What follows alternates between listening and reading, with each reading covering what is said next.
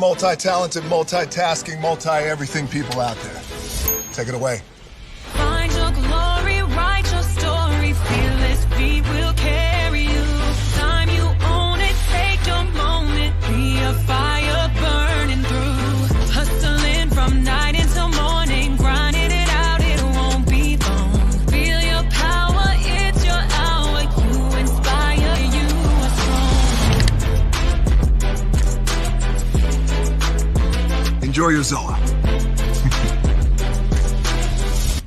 No applause? You're all fired.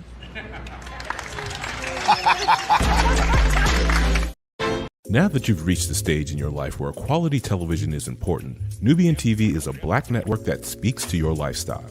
Nubian TV is the world's first digital network devoted to the upscale and political lifestyles of black people. Nubian TV's programming includes politics, travel, fashion, food, automotive, arts and culture, civil rights, music, and more. Watch now on Amazon Fire TV, Roku, or watch globally at nubiantv.net. Nubian TV, it's what you want to watch.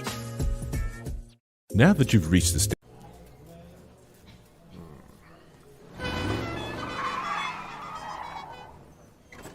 come with me if you want to live a more delicious life.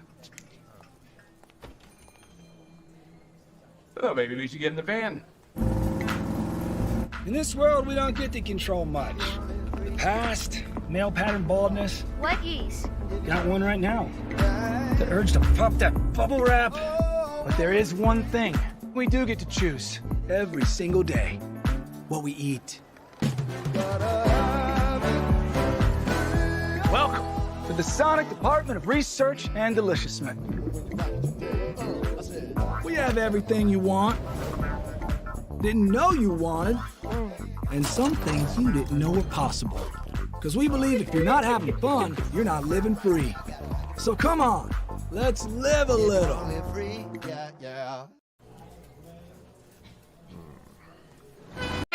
Hey, good morning, America.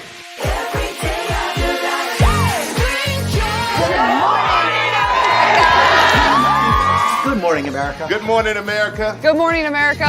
Money. Are you ready? They are ready. Covering the biggest events in the country right now. There's a lot going on here.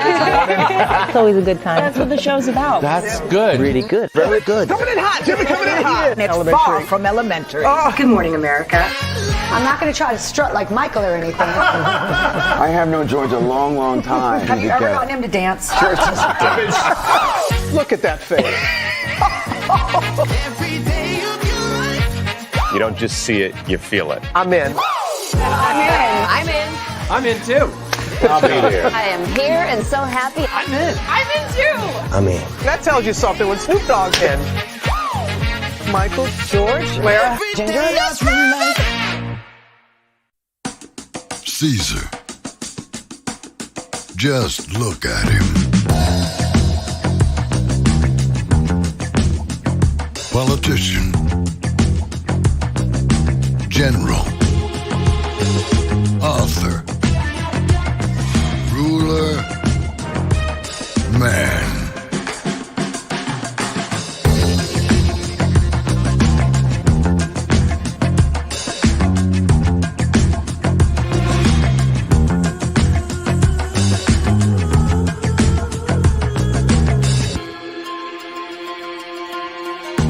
Legend has it, he's not only stared into the belly of the beast, he's had it for dinner. Here he's free to relax, or party, or relax, or party, or relax, and party. His is a world of opulence, excess, and the occasional impulse buy. Not one to rest on his laurels, he's famous for ushering in a new age of entertainment. So, for anyone seeking a place where the sun never sets on a good time, all this awaits. I am Caesar, and I approve this palace.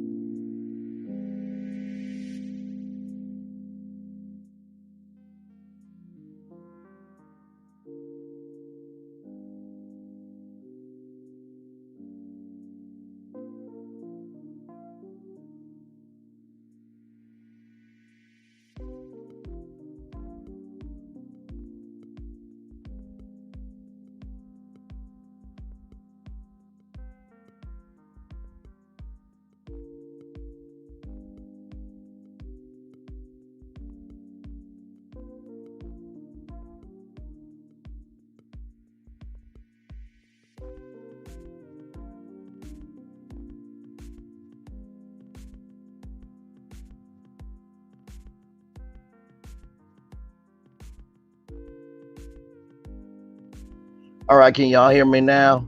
Mic check 1 2 1 2. Can y'all hear me now? Mic check 1 2 1 2. Type of one in the chat if you can hear me, please, and thank you.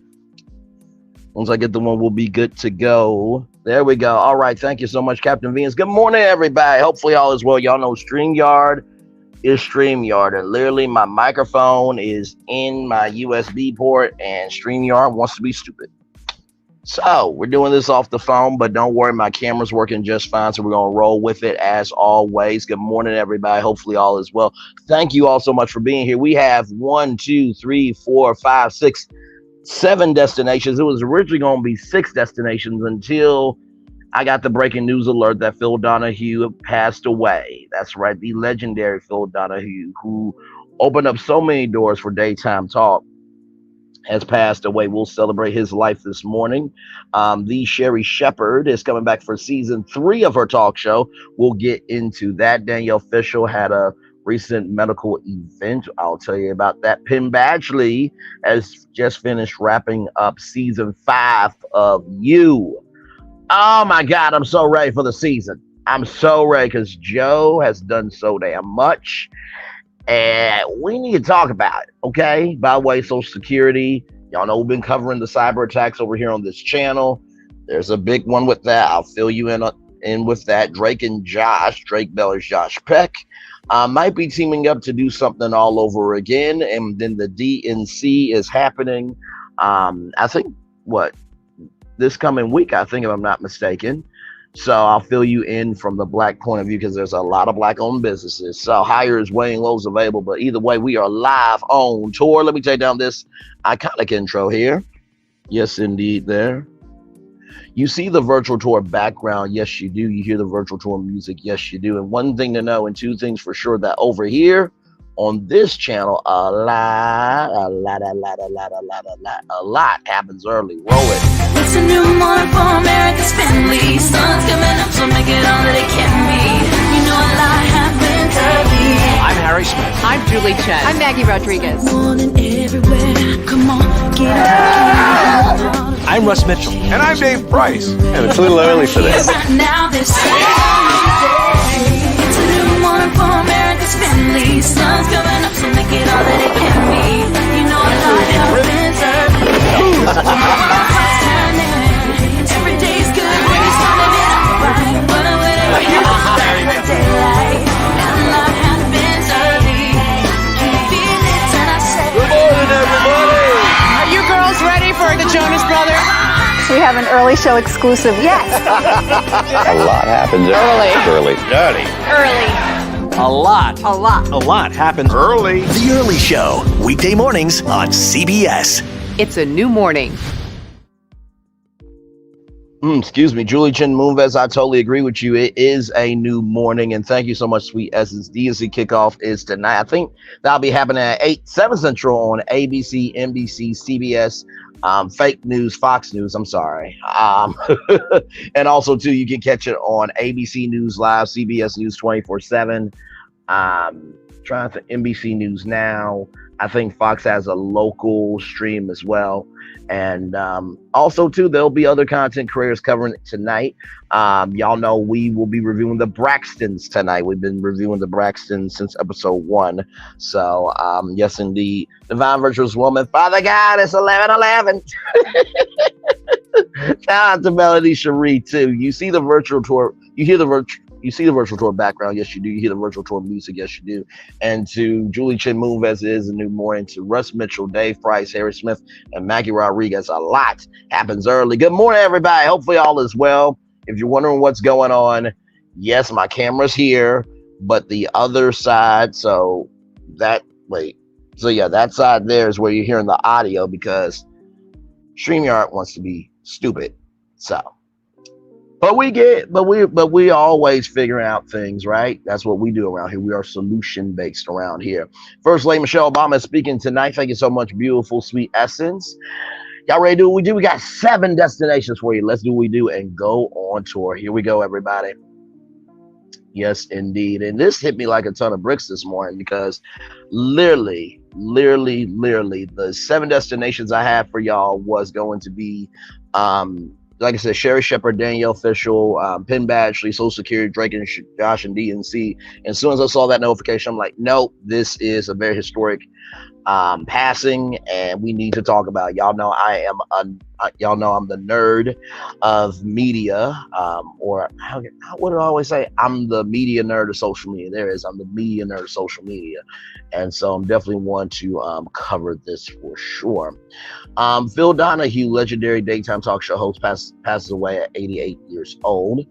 This comes to us from People Magazine, People.com. The Emmy-winning Donahue talk show host and media personality passed away following a long illness, his family said. Renowned king of daytime talk, Phil Donahue, who created and hosted the Phil Donahue Show, passed away on Sunday, August 18th, so literally yesterday, at the age of 88. People can confirm in a statement first reported by the Today Show on Monday, August 19th. Donahue's family said the groundbreaking TV talk show journalist passed away in his home, surrounded by his family, including his wife of 44 years, actress Marlo Thomas. If you don't know who Marlo Thomas is, she is the daughter of Danny Thomas. You might have heard of St. Jude Hospital. There it is right there. As well as his sister, his children, grandchildren, and his beloved golden retriever, Charlie. Aww. You know what this is reminding me of? Y'all remember that dog video where the dog was on the gravestone? He was just whimpering. That's what this is kind of giving me the feels of here. The statement noted that he passed away peacefully following a long illness. Donahue's family requested that in lieu of flowers, donations be made to St. Jude Children's Hospital or the Phil Donahue Notre Dame Scholarship Fund. Born on December 21st, 1935, Donahue grew up in Cleveland, Ohio, and began his media career in the late 1950s in talk radio and television. He starred his Espionage talk show in 1967 in Dayton, Ohio. The talk show gained credibility and acclaim for tackling controversial topics and taking viewers behind bars for a week-long series at the Ohio State Penitentiary in 1971. The Phil Donahue Show devoted its hour-long broadcast to single issues, including child abuse in the Catholic Church, feminism, and race relations, which are still all issues that are relevant to today's audience. It was the first to allow audience members to ask questions. And also, too, if you remember on the show, I know this isn't a phone, but just follow me here. Hello, caller, are you there? Well, you could actually call into the show and you would just say your name and where you're from, and that would be it. And, you know, honestly, to tell you the truth, what Phil Donahue did for daytime talk, he allowed conversation to be real conversation. And I do believe that everything that has happened to me, it happens for a point in time. If you try to launch a talk show in the style of Phil Donahue today, God help your soul, because social media, cancel culture, accountability culture, all the cultures will be on your actual social self. I remember Tamron Hall when she did her first show. I remember being here in my place, watching it on TV. And if y'all watch the Tamron Hall show, her set has completely changed. It's a big TV in the middle, but for those of you who remember season 1, it was the strong, every day and night stronger than ever from Fantasia Barrino. And she would come up these stairs, and there would be this big screen with 4 windows called Cyber Hall, right? Because her name is Tamron Hall, right? And so she would walk through the audience and hug people. And then she had this circle. You know what? Let me bring up the Tamron Hall set. Tamron Hall. And by the way, I think Tamron Hall is on her 5th season of her show. So congratulations to the Tamron Hall. Is the most successful show that ABC has had since Live with Regis and Kelly.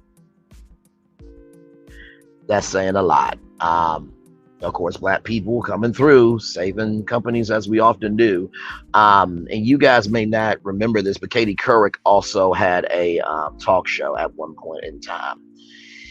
Yeah, that was a time. Said no, whatever. So here is the studio here, if it'll load up for me. Okay, here we go. Y'all know how technology can be. So this is Newscast Studio. This is a trade publication for broadcast production. So it shows you like different sets of shows. So this was Tamron Hall's season 1 set.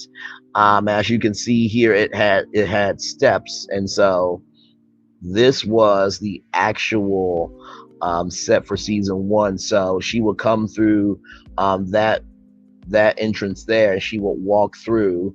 Now those TH doors, she said that she would not walk through those until Oprah walked through. And so here's the circle here where she would do interviews in the middle of the audience. Now there's a TV here now. So as we keep rolling through here, the reason why I'm bringing up this set is because Tamron Hall really believed that there should be a talk show for actual conversation, the way Phil Donahue used to do it, where you could go into the audience and learn and be curious and lean into imagination. And so this is basically her same set now. I'm gonna show y'all her set here in just a minute, the updated set. But what Phil Donahue did was groundbreaking. And what was so groundbreaking about was just bringing kitchen table talk to TV, not unlike Wendy Williams. Now, Wendy Williams talked about all the stuff that, you know, we cover here on YouTube now, but to actually cover actual factual smacktual things that ABC, NBC, CBS News would cover through their news organization. He brought the news to you 5 days a week in a talk show format. And that was quite groundbreaking. Even Oprah Winfrey, she had a reunion of different talk show hosts. I think it was Montel Williams, Phil Donahue, Ricky Lake. I think Rolanda Watts was there as well. And this is a sad day. It really, really is a very sad day. In the world of media and culture and talk. I pray for his family. I really, really do. You know, it's never easy losing someone. And I want you guys to understand that, you know, when you guys watch personalities, whether it's on YouTube or TV, you feel like you know them, right? It's called parasocial relationships. You know of Phil Donahue, but you don't actually know him. But the beauty behind the soul of that personality, if they really are about their purpose, they will be that way on and off camera. And here is the Tamron Hall set when she had interviews in the middle of the set, where her screen would be right there. Now here is, let's see here. Now here is the Tamron Hall set, a little bit updated, so y'all know the logo there. And here we go with this here.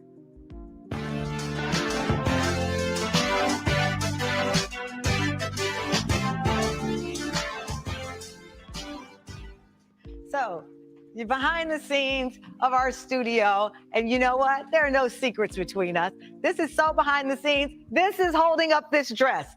I don't even know what this contraption is, but it's holding everything up, and let's keep it that way. But this is our set. The colors are beautiful. The virtual audience will be in place.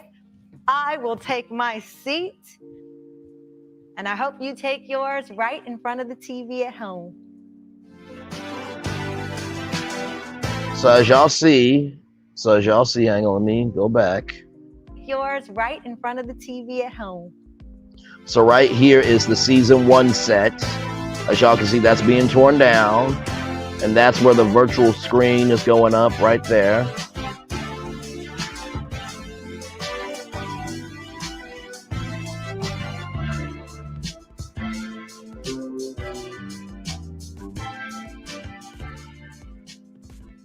And then this was her old intro here.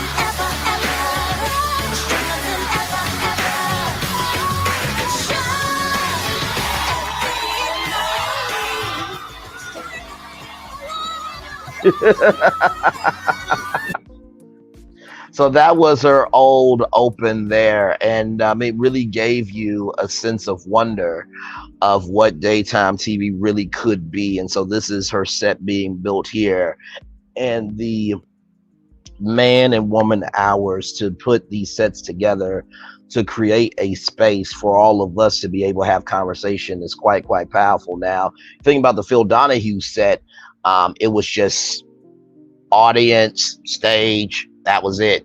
And as you can see right there, wait a minute, let me show y'all. Right here is where Cyber Hall used to be. So Tamron Hall had, you know, a virtual audience before virtual audiences became a thing through COVID. So let's get back to the Phil Donahue story. Just wanted to bring that up to connect from back then and now.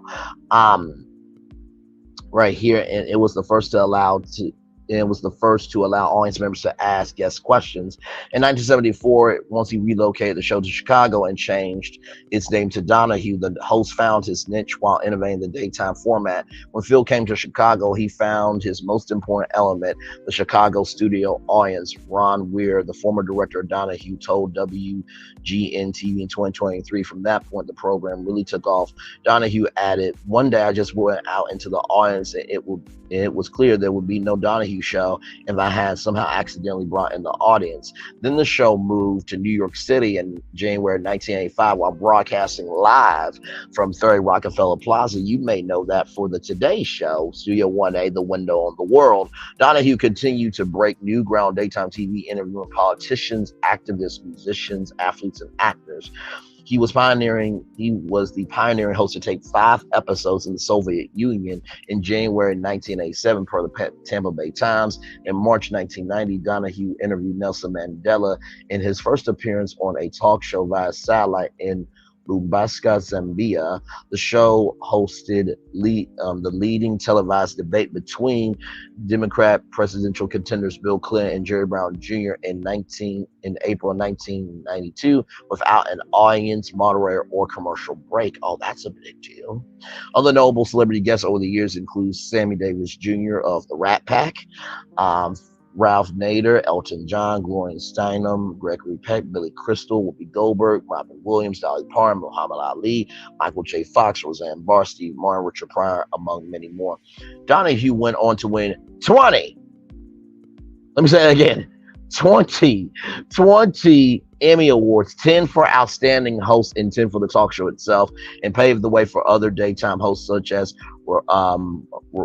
Geraldo Rivera, Sally Jesse Raphael. I thought Rwanda was there, but Sally Jesse Raphael was there too. And with Sally Jesse Raphael, those red glasses were so iconic. And I feel that what Sally Jesse Raphael was able to do She did a similar format to Phil Donahue, but she was able to recognize that bringing calm, grace, and love to daytime TV from a woman's point of view really broke the ceiling. Of course, Montel Williams and Oprah Winfrey, who show like Donahue, had roots in Chicago.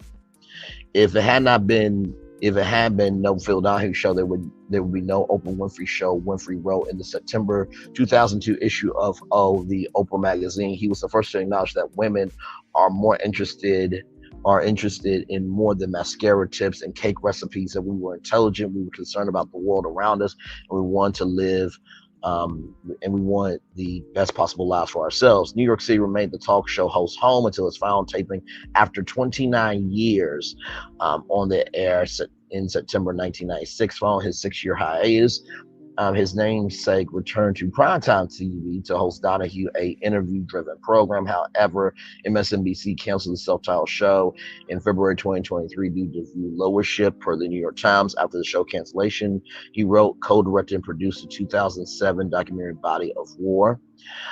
Donahue married his second wife, Marlo Thomas, in 1980 after the two first met in 1977 when she was a guest on his talk show. In a throwback post on Facebook, Thomas shared that it was instant chemistry. The couple later co-authored the book, What Makes a Marriage Last. 40 celebrated couples share with us the secrets to a happy life in 2020.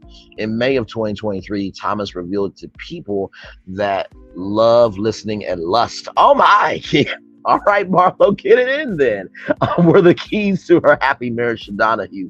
She said, you have to listen, and then you have to know what the other person is really thinking and going through. You have to love each other, and without lust, you don't have anything. Before adding, he's the best, I'm very lucky. And then, of course, the Presidential Medal of Freedom presented to Phil Donahue on May 3rd of 2024. He was presented with the medal by President Joe Biden alongside Olympic swimmer Kaylee Decky and Oscar-winning actress Michelle Yeoh. Donahue was survived by Thomas and his 4 children, Michael, Kevin, Daniel, and Mary Rose from his first marriage. He is predeceased by son James Jim Patrick, who passed away in 2014 of an aneurysm at the age of 51. Like I said, I think Maya Angelou said it best. Your legacy is every person that you have touched. And to be upon the earth for 88 years, y'all, and to be on TV for 29 years, close to 30 years, there will not be another one like him. So to Phil Donahue and his family and his friends and the industry all around the world, the guests that have appeared on the show, thank you for your heart, thank you for your vulnerability, and thank you for your sincerity. And also too, I pray for all of the staff of Donahue, his primetime show and his daytime show. I know that the talk show staff is probably taking it hard today, because what you guys may not realize is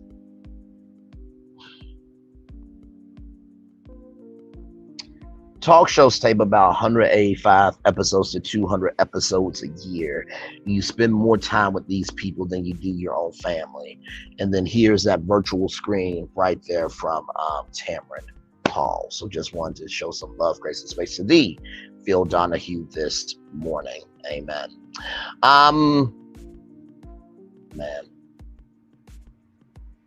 Man, oh man. I actually got to go to St. Jude Hospital. It was quite a humbling experience. There was this kid named Zane, and all he did was jump up and down and said, Mommy, can I have some ice cream? Now, at that time, I was going to Arkansas Tech University in Russellville, Arkansas, and I was nervous, first time being away from my mom, my dad, my sister, and I was like, girls ain't liking me. I'm not being where I need to be. Meanwhile, I was a freshman in college, so I'm putting pressure on myself that I didn't really have to. And all he wanted was some ice cream, and he needed a blood transfusion. I got to go to Target House. There's some pictures on my Facebook. Actually, let me see if I can pull that up while I go through your comments here. Yes, indeed, to Sweet Essence, absolutely. Hey, Miss Denise, welcome in. Glad to have you here. Much love to you, Malcolm Bobbitt. Thank you. Divine Virtuous Woman, Jacqueline Hedepesh, who said that. Purple Queen, thank you so much. Come on in, everyone. Welcome, and hit that like button. Be respectful in the in the chat. We give love, grace, and space over here all of the time. You know it. Hey, Purple Queen, welcome in. Glad to have you here. I love how y'all are loving each other in the chat. Donahue was the king of talk shows. Yes, I used to watch him until he went off the air. Ricky Lake, go Ricky. Jenny Jones, Yolanda, Rhonda Watts, Queen Latifah, Oprah, Sally, Jesse Raphael, Jesse R, Steve Harvey, ever so often, Montel Williams, Geraldo. I miss these shows these days. And you know what? Honestly, tell you the truth, like for the longest time, I wanted to do like a celebrity-driven talk show, but then I'm just like, I feel like I will be more creative with everyday people because I am an everyday person. Let me see if I can pull up the Queen Latifah talk show set. Here we go. Now, this was the Queen Latifah talk show set, y'all. Now, this was probably one of the most beautiful sets I have ever seen. This was designed by Lenny Kravitz, just to let y'all know. Legendary Louisville experience.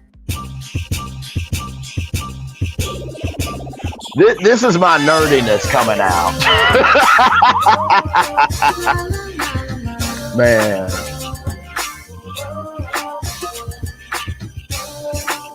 And Queen Latifah should still be on TV, okay? I'm going to just say that right damn now. She had such a good show. Oh, my God, y'all.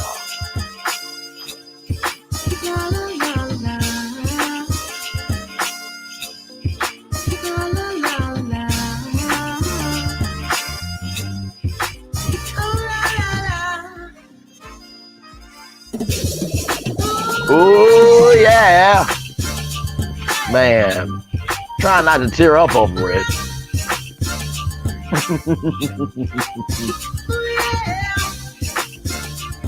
And that is her set. Lenny Kravitz designed this set, y'all. So if we zoom in here, you see that there's a queue right there. So this was designed like a home. So that whole wall is full of queues. There was a door right there where she would come through. And then Queen Latifah wanted to be close to her audience. So she would have the audience right here, some of the audience. This became a video wall there, but it would be used for big segments. This would be the performance stage. This area will be used for cooking. Just, oh my God. So here it is here from Lenny Kravitz here. Chilling. We're at home. We're at home. How's it feel? It's amazing to finally sit on the set. This is your house. You built this. It's your house. It is my house. Your house. It is my house. That was the set of her show. It was a real pleasure to do, and thank you for asking me. And you know, it's wonderful. I started this design company, Kravitz Design, about 13 years ago, and yeah, because everybody knows Lenny Kravitz, the rocker. When people find out that you designed this set, they are in shock. Some are like, no way he did this. They're so excited to find out that it's you. So where did this all come from? I mean, I have many passions, and you know, music and style, you know, they go together. And it all started when I was probably about 11 years old. I'd be in my bedroom listening to Jimi Hendrix and Led Zeppelin, and you know, my room wasn't as cool. I don't think the Equalizer has been canceled. So I had to like find ways to hook up my room, get the lighting right, get it all hooked up. My mom would walk in and be like, what's going on in here? You know? But the aesthetic was important, not on a superficial level, but just because it inspired me to hear differently and to make music differently. The mood, the vibe, it's very important. Love your mom, by the way. Oh, thank Roxy you very much. Roker. We love her. The Jeffersons. It's in our homes all the time. Yeah. What was some of the inspiration behind designing this set? I think we have some renderings that you guys did. And maybe you can take us through what you guys thought when you started putting this together. Well, the inspiration all started with beauty. That was her set. That was her set. By the way, that's a feedback monitor right here, y'all. So they do some talk shows do live to tape, which means they tape it live all the way through. And then most talk shows they tape about an hour, 30 minutes for, you know, commercial breaks and stuff. But that was her set.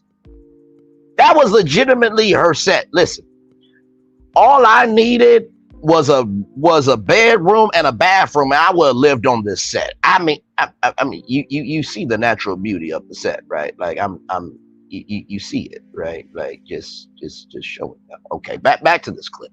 Well, the inspiration all started with beauty and elegance and soul. Sounds like Jada Pinkett and I. That's my point. That's my point. It all started with you. Yeah. You know, I wanted to represent what I thought would feel like an extension of your home. Mm-hmm. And I know people wonder if there's a bedroom up there. Well, they don't need to know about all of that. And I think that is the point. You know, this is my home, and people don't just go all through your house. Exactly. Wouldn't they want to know what's upstairs, don't you? You do want to know what's upstairs, right? No. So, but I love it because it does. And when Jada and I talked, you know, when we first sort of discussed it, what we wanted to do with the set, because we had all these different choices and there's this different ideas for this daytime space. Mm-hmm. But, you know, I said, you know, when I'm at home, I just like sitting at the kitchen table, having a discussion with my family around dinner. Mm. I like it to be like a home. I like it to have different rooms. I like to be able to invite everyone into my living room and maybe sit at the kitchen table. That's right. And you just executed it beautifully. Well, and I tell you, thank you. I love coming through those doors. I know you made these gorgeous steps, which you got to use, but I love those doors. So thank you so much. It was a pleasure. And the wonderful thing is that we got to really, you know, do something with some scale. Mm-hmm. You know, I'd never done this before. And so I started watching all of the television shows from the past and the present. I'm like, what am I dealing with here? And this does it. This does it. Yeah. Boom. There it is. So I'm just gonna say this right now. I'm gonna have Lenny Kravitz design the Brandon Lee talk show set. Okay, I just want y'all to know that. I don't think it's been canceled, the Equalizer, CC. And good morning to you. The Equalizer has been really one of the greatest hits for CBS, honestly. So no, that show's been constantly renewed as it deserves to be. It's a great show. 3 generations of women and humanizing that the Equalizer can be a woman too. So, all right, y'all, more Virtual Tour Live coming at you right from the space right here and right now. Speaking of daytime talk shows, ForOnOut.com, Sherri Shepherd discusses her career and health ahead of season 3 of Sherri. As the host of the talk show Sherri, Sherri Shepherd has become a master interviewer, connected with guests like a good friend with her show entering its 3rd season this fall. Shepherd discusses her career, self-care routines, and ongoing health journey. Exciting guests for season 3. Shepherd's enthusiasm for the upcoming season is contagious. She expressed her excitement about hosting a diverse lineup of dream guests, including Eminem, Cardi B, even the Obamas. When asked about potential twerking contests with Megan Thee Stallion, Shepherd joked that she would like to show Megan, she would like Megan to show her some moves. Listen, if you need a judge, I'm right here.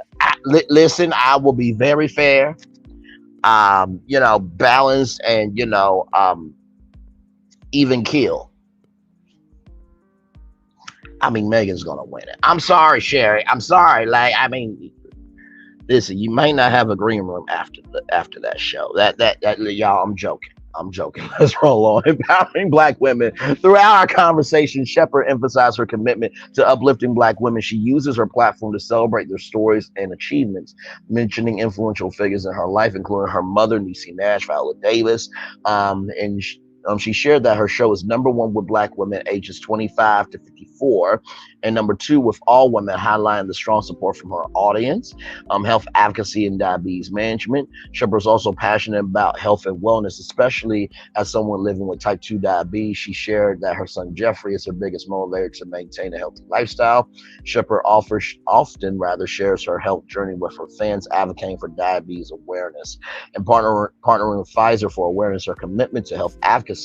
Shepherd has partnered with Pfizer for the This Is Your Shot campaign, raising awareness about pre-maternal influenza risk for those with diabetes. She encourages everyone to consult their healthcare providers about vaccinations. Whether she's hosting her talk show celebrating Black women or advocating for health, Sherri Shepherd is a true inspiration. I do agree. And listen, I know that when Wendy Williams went through what she went through, as you all know, she was on TV for 13 seasons, which is a very long time, and basically over a decade of live television.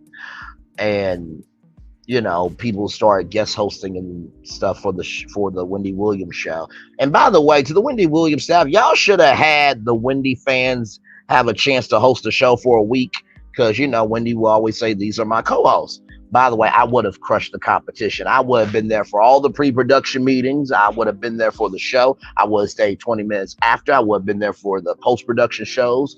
I would have went on Good Morning America every morning to talk about what I did yesterday, and then be like, "All right, you guys, I was so glad to be here for the 8 a.m. hour, but I got a talk show to do at 10 a.m. Oh, I would have crushed it to the point where Deborah Murray would be like, do you want this show? I'm like, you just thought I was just an average Wendy fan. I was just going to do it for the experience. Lies you tell.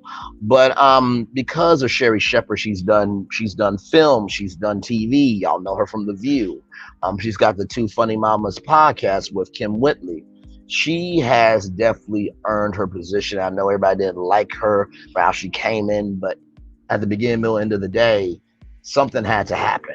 And so I'm glad that, now that things are kind of leveling out, people are seeing Sherri for who she is. So yes, indeed. Oh, I love the love in the chat. Hey, Barbara O, welcome in. Good morning to you. Glad to have you all here. We're just chilling live on tour. We kicked it off with Phil Donahue this morning. He passed away yesterday at the age of 88 years old, showcasing his life, giving you guys some behind the scenes of daytime TV, talking about Sherri Shepherd now. And speaking of health struggles, everybody, Danielle Fishel and this comes to us from Variety.com. Boy Meets World star Danielle Fishel reveals breast cancer diagnosis. They found it so early that I'm going to be fine.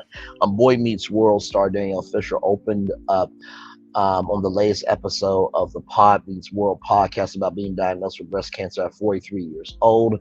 I was recently diagnosed with DCIS, which stands for Ductal Karma in S2, which is a form of breast cancer, she said at the start of the August 19th episode. It's very, very, very early, so it's technically stage 0.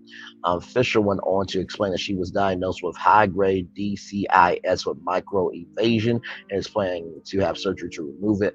I have had to make a lot of decisions over the last couple of days. She added before adding that at first, she only planned to tell her immediate family and friends, but no one else. She thought she preferred to suffer in silence and suck it up, only telling others after she beat it. Fishel changed her mind after reading material from author Glennon Doyle, who argues that women need to help others in the beginning, during the messy middle of a bout, as opposed to waiting until they're out of the experience. Fishel caught the DCIS so early because she made her annual mammogram appointment the day she received the reminder text that it was time to do so. They found it so early that I'm going to be fine. I want to share this because I hope it will encourage anyone to get in there, said Fishel. If it's time for your appointment, and you never had an appointment before, get in there. If you have to find out that you have cancer, find out when it is at stage 0 if possible. She says she's meeting with multiple doctors, including oncologists, radiation specialists, and hormone therapists to plan the next step, but she reassured the listeners that she is going to be fine. She says she knows this could affect her upcoming work. Most recently, Fishel directed 3 episodes of NBC's Lopez vs. Lopez. Co-host Ryder Strong, Fred Friedel, who starred in Boy Meets World with Fishel, were 2 of the first people she told after her film, "We love you, and you know that we've got you wherever you need. We're here," Friedel said. "You're going to be fine. You just might have some sucky days coming up, but we are here for you."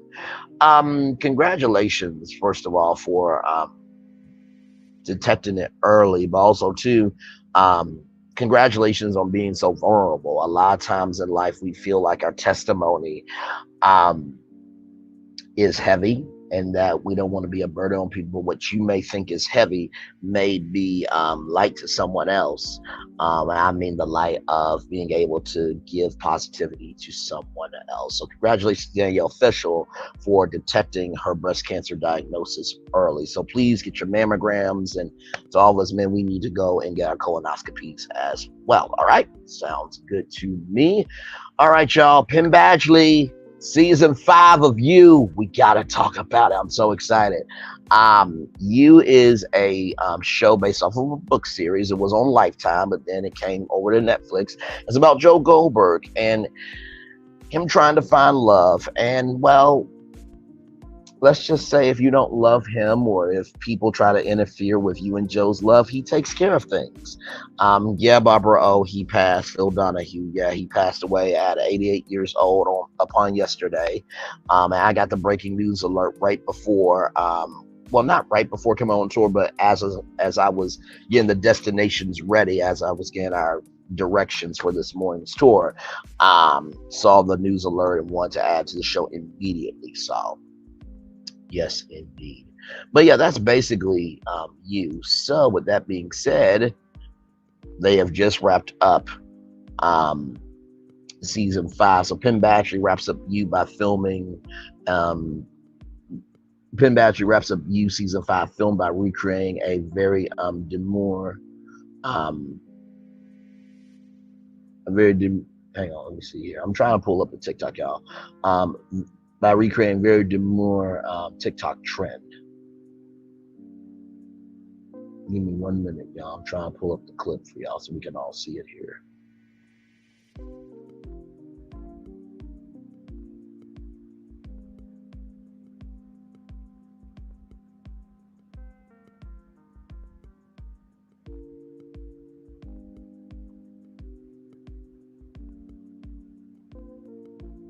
No, I don't think that's it.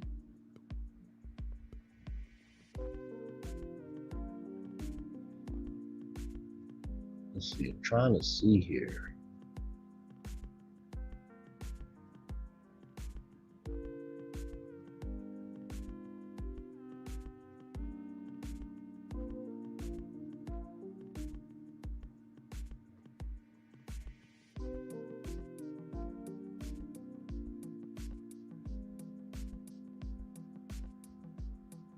Does it show it here? Let me see.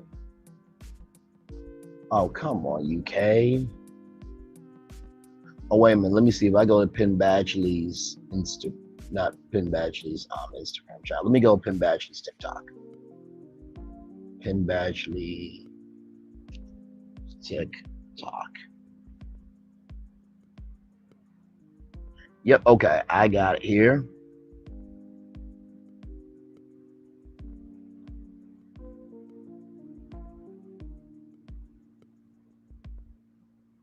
Okay, there we go. So we'll look at that TikTok in just a minute here. Use Joe Goldberg as many things: a serial killer, pathological liar, and chauvinist. But the actor who plays him, Penn Badgley, is very demure, mindful when he shows up to his last day of filming on the hit Netflix thriller series. The Gossip Girl actor announced the wrapping of the darkly comedic show in a TikTok that recreated the trend. The trend first originated by content creator Jules LeBron, whose instructional video on how to show up to work in a respectful and modest manner has since taken off, being copied by everyone from the White House team to Jennifer Lopez, allowing her to pay for her gender transition surgery. There's got to be a different Jennifer Lopez, because the Jennifer Lopez we all know, she's a woman. So, but okay. See how I show up to work, very demure, very mindful. Patrick begins in the video mimicking LeBron's cadence as he carries hefty garment bags. I don't really do too much when I'm at work. I'm very mindful. He continues before a still image of his character screaming in a glass cage. Goldberg's preferred method of trapping his victims pops up. Playing a romantic icon for 5 seasons, I'm very modest. I'm very mindful. The Easy A actor adds, joking about how his character has been romanced in the past. You see my shirt, showing the shoulders, not the boulders. He concludes, which parodies LeBron's version of "You see my shirt, only a little chi-chi out, not my cho-cho." As previously reported by Deadline, You season 5 will be the last installment of the popular series. It wraps up a long, gesturing storyline in which Joe may finally face justice for his laundry list of heinous crimes. At the end of last season, Joe returned to his roots in New York, rich widow Kate, Charlotte Richie, gaining all the privilege and protection that wealth allows. So let me get it up here. So here it is here. And here we go, everybody. You see how I show up to work? Very demure, very mindful. I don't really do too much when I'm at work. I'm very mindful. Playing a romantic icon for 5 seasons. I'm very modest. I'm very mindful. You see my shirt? Show them the shoulders, not the boulders. Shout out to Penn Badgley. So for those of you who don't know, he is also a librarian, and so he has this cage where he puts books in because he's trying to keep the conditions. He's trying to keep the books in mint condition. Now, to let y'all know how real this is, I'm gonna type in Drew Barrymore. Now, she wanted this for her birthday. Okay. We all know Drew Barrymore is white, and we love Drew Barrymore very much, but Penn Badgley came to the show, and this was a blindfolded surprise. So it was Drew Barrymore's birthday, and Ross Matthews, shout out to Ross Matthews. If you don't know who Ross Matthews is, he was the intern on the Tonight Show with Jay Leno and moved through Hollywood. Very, very proud of him. He's a co-host on the Drew Barrymore show. So Ross Matthews blindfolded Drew Barrymore and put her in this cage. And Penn Badgley showed up as Joe and gave her a gift on her birthday. So there have been many women to fantasize about being locked in that particular cage. So You season 5 comes out in 2025. So that will be on Netflix, everybody. Oh, you cannot make this shit up. All right, y'all. So when we come back. When we come back, everybody, we have Social Security coming up for you. Drake and Josh, and then the DNC, like Sweet Essence said, the DNC kicks off tonight. And of course, as you guys know, I will have all the recap for you on Wednesday, because tonight we'll be reviewing the Braxton. So we'll have all that and more coming up for the DNC later on Wednesday. But for right from the space right here, right now, we're going to take a little commercial break, and we'll be back right after this. We are live on tour. Roll it.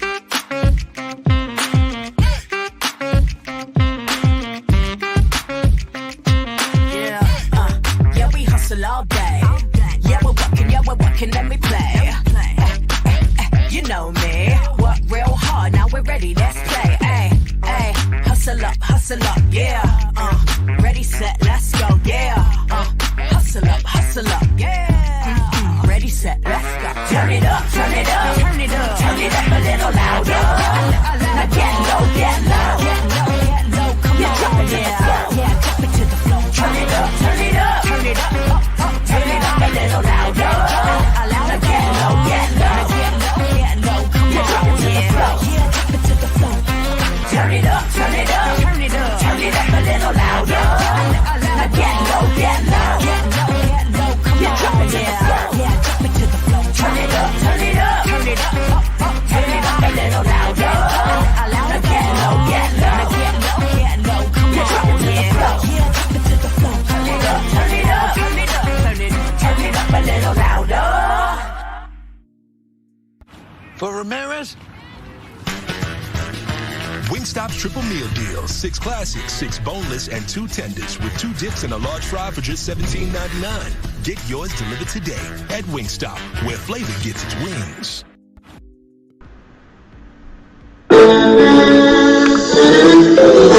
Sweet boy,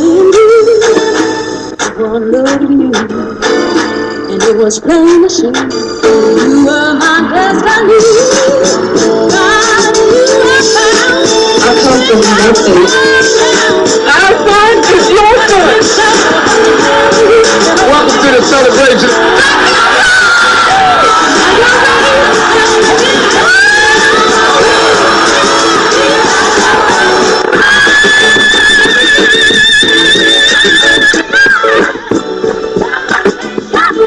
We all we got.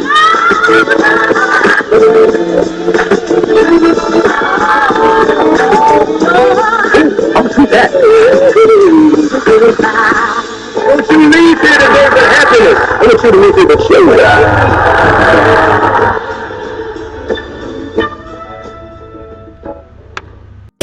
To the scene, it's 3 with the T and we ain't keeping it clean. Sipping hot, pinky out, you know what I mean? Sassy T dropping bombs, get ready to scream.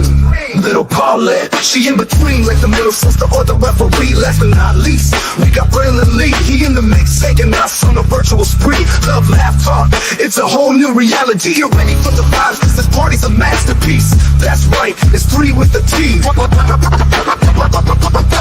3 with the T. And if you wanna be world, no. And if you wanna be world, no. And if you wanna be world, like a middle sister.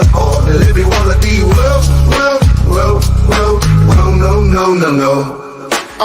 Hey, it's party time. Welcome to the scene. It's 3 with the T and we ain't keeping it clean. Sipping hot, pinky out, you know what I mean. Sassy T dropping bombs, get ready to scream. Little Paulette, she in between like the middle sister or the referee. Last but not least, we got Braylon Lee, he in the mix, taking us on a virtual spree. Love, laugh, talk, it's a whole new reality. Get ready for the vibes, cause this party's a masterpiece. That's right, it's 3 with the T.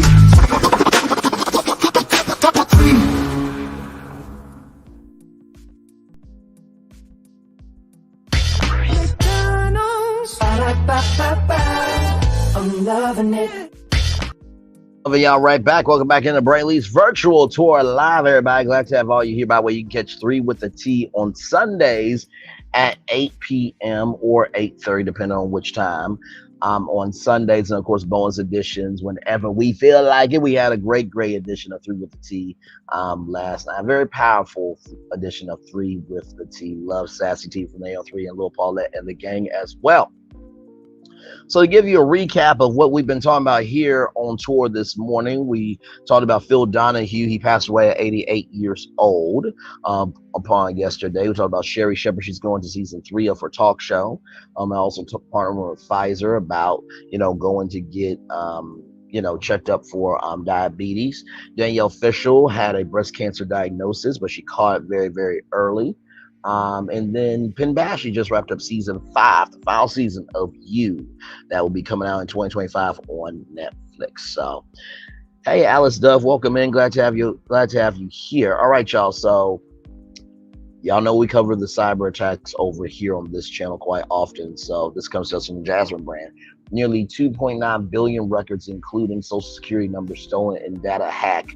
According to, and by the way, this comes to us from Jasmine brand. According to a class action lawsuit filed in federal court in Fort Lauderdale, Florida, the hacking group known as USDOD was able to steal nearly 3 billion personal records, including social security numbers from the National Public Data, which offers personal information to employers, private investigators, and others who do background checks. The theft occurred back in April. USDOD reportedly tried to sell the data for $3.5 million, but has now posted most of it for free on an online exchange for stolen personal data. It claims to have 2.9 billion records containing personal data from everyone in the United States, Canada, and the UK. So let me guess, we're getting 1 year free of credit monitoring. So what does this mean for citizens? Erase credits and accounts and loans? Because so basically none of our personal information is protected anymore. That part, where's the link to the class action? Hacking everything but what needs to be hacked. Imagine being a hacker, never hacking into anything like Sally Mae, TransUnion, or Chase. Oh, wow. Give us a new social. It's only right. Do we get 40 acres and a mule now? Oh, wow. Oh, wow. Okay. SSN reset button needs to be pushed. Take American out of debt will actually boost the economy. More than 80% will just get back in debt anyway, while few will just take advantage of the reset. All student loan debt canceled, all credit card debt wiped, universal healthcare immediately put in place, then let the rest of the puzzle pieces fall into place. I mean, those are lofty dreams, but will they be realities? Probably not. Like I said, I wanted to let you guys know about this. Now, I don't know if there's a link to this, but I'm sure it is, but I at least want you guys to know about this, okay? Because we cover actual, factual, smacktual news over here, as we often do, all right? Speaking of news, here's some more news here. Drake and Josh might be coming back. Yes, indeed. Drake Bell talks potential Drake and Josh reboot after the Quiet on Set, the Dark Side Kids TV documentary. This comes to us from Deadline.com. Following his shocking revelations in Quiet on Set, the Dark Side Kids TV, Drake Bell hasn't ruled out a return to his roots. The actor recently revealed that his former on-screen brother, and you wonder why I'm saying brother like that, because Josh Peck will say, "Hug me, brother," in Drake and Josh. That was a great show. Josh Peck have talked about a potential reboot of their early aughts Nickelodeon sitcom Drake and Josh, pitching a buddy comedy format for the duo 20 years after the show premiered. I would love to. We talked about it. Bell told the Patriot News. Of course, I didn't want to do it when everyone was doing the reboots. It was like, okay, of course, let's do a reboot because everyone else is doing reboots. If we're going to do it, it should be more special. Let's have with a bang instead of with another reboot. He and Peck played the particular odd couple stepbrothers in the kids show that ran for 4 seasons from 2004 to 2007, also starring Miranda Cosgrove as their younger sister, Megan. If you don't know who Miranda Cosgrove is, she also had a show called iCarly, and that recently rebooted on Paramount Plus. It was actually the most watched show on Paramount Plus, and then they canceled it, which was stupid of Paramount Plus, because they are in a sale with Skydance. We covered that sale right here on this channel, and if they find another deal, then they have to pay $44 million breakup fee. I don't think I would do us playing the characters from the show or have our sister Meg added Bell. I think, luckily for us, it's our name, so we can still play Drake and Josh. I think it'd be funnier if we do other budding comedies, something that's kind of a surprise, a little different. It would be more interesting. The interview comes after the investigation Discovery docu-series Quiet on Set, in which Bell revealed the abuse he suffered at the hands of dialogue coach Brian Peck while he was a teenager on Nickelodeon. Peck pled no contest and was sentenced to 16 months in prison, as well as being ordered to register as an ex-offender. Bell said the support from fans in response to the documentary has been incredible as he goes on tour for his fifth album, Nonstop Flight. There's been a ton of support, and when you're diving into something like that, you are very trepidatious. It's an emotional roller coaster. You don't know how people are going to react or what's going to happen or what the aftermath is going to be, said Bell, adding people are coming up and sharing the stories. It's been really nice. So let's see here. They're bearing not, no matter how you put, Drake is a pedophile. He goes after young females. Exactly what I was going to say. Wasn't that whole thing discovered to be a lie? Also, so I'm pretty sure he was actually the victim of SAY at Nickelodeon. So there is some allegations of Drake Bell being filed. Talking to a young lady. So those allegations are out there. He has paid his debt to society. And I think it was discovered to be a lie because the testimony from that young lady was not the most succinct and coherent. So just wanted to give context on that. And then finally, let's see here. Monica Baba is saying hey to Purple Queen, and also Alice Dove as well. And finally, the DNC kicks off tonight, as Eston said. Thank you so much for that. Like I said here, let me see.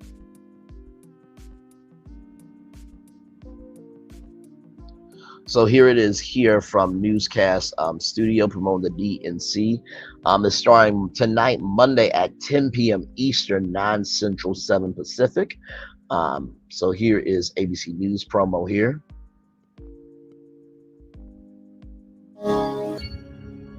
They both want to be your next president. And starting Monday, Kamala Harris and Tim Walz make their case for the White House. David Muir and ABC News right there. It's a Democratic National Convention unlike any other. Starting Monday on ABC. So there's that one. then right here with CNN. As Democrats unite to offer their support to a new nominee and her running mate. We have an election to win. Follow CNN for complete coverage. The Democratic National Convention next Monday at 7 on CNN and streaming on Max. So there is that there. And then MSNBC. As Democrats gather in Chicago to endorse their presidential ticket, stay with MSNBC for insights and analysis. It is go time. The Democratic National Convention. Special coverage begins next week on MSNBC. Then here's NBC. The Democratic National Convention. Vice President Kamala Harris and Governor Tim Walz lay out their vision for the country. Join Lester Holt, Savannah Guthrie, and the NBC News team for special coverage. Monday on NBC and NBC News Now. So you saw NBC News Now. That is their streaming platform. Now. So 4 p.m. on NBC News Now, then 10 p.m. there. And then, of course, we all know that they're going to go after Kamala Harris. But to be fair, because it's in the article, I will play it, y'all. The Democratic National Convention. Live from Chicago. Do we believe in the promise of America? Get Democracy 24 coverage you won't see anywhere else. From the #1 name in news. Plus, special analysis from the voices America trusts. There's a reason why more Democrats, more independents, and more Republicans watch Fox News than any other news network. The Democratic National Convention, starting August 19th on Fox News Channel. America is watching. You know, just because America's watching and you can say that more Democrats, Republicans, and independents are watching, sometimes people watch to see the clown show and to be entertained. That doesn't mean you guys are actually doing shit that matters, okay? All right, and News Nation. President Joe Biden live on night 1 of the Democratic National Convention in Chicago. Trust News Nation to bring you every story, every angle, with respect for all Americans. Live coverage starts Monday, 7/6 Central, only on News Nation. So there is all the promos there. Now I will say this. This is, if I could be in journalism, of course, you know, let's just say, for example, Brantley's virtual tour was on the E Network, right? I would love to be excuse me, y'all, sorry. I would love to be the social media anchor for NBC News or ABC News or CBS News, because that social media element, like, for example, how we can bring you up on StreamYard and stuff, like that would be my role, because socially, this election is probably the most pivotal election of all time. And so to be able to be on the ground, live in real time, to bring people into the conversation, like, this is what live broadcasting really is. So I would love to hopefully be a part of an election one day with a network. So yeah, but I showed you all the promos for that because it leads into our story here. BlackEnterprise.com, meet the Black-owned event companies helping organize the Democratic National Convention. The Democratic National Convention will take place at the Chicago United Center. Several Black-owned Chicago companies have come together to put on the production of the 2024 Democratic National Convention, which begins tonight on August 19th. The space has been prepped and is ready to go inside the Chicago United Center with the help of at least 3 Black-owned companies. The DNC, the Democratic National Committee, will celebrate Kamala Harris as the Democratic Party's candidate for president and Tim Walz as the vice president nominee. The convention is expected to hold speeches by current President Joe Biden, former Presidents Barack Obama and Bill Clinton, former Secretary of State Hillary Clinton, Chicago Mayor Brandon Johnson, Illinois Governor J.B. Pritzker, and other pillars of the Democratic Party. Now, they're saying Beyonce and Taylor Swift could be there. And of course more. Glenn Charles Jr., CEO of production company Show Strategy, told ABC 7 Chicago about the event. We've done a ton of events, large-scale events, but nothing like this. However, Show Strategy is more than equipped for the job at hand. It is the first Black-owned company ever contracted for exposition services with the DNC. The company was responsible for building the venue media compounds, furniture fixtures, and related equipment. Charles and his team prepared the main stage for speeches. So when they talk about the media compounds, right? Let me go back to News Nation here. I want to show y'all what I mean by the compound.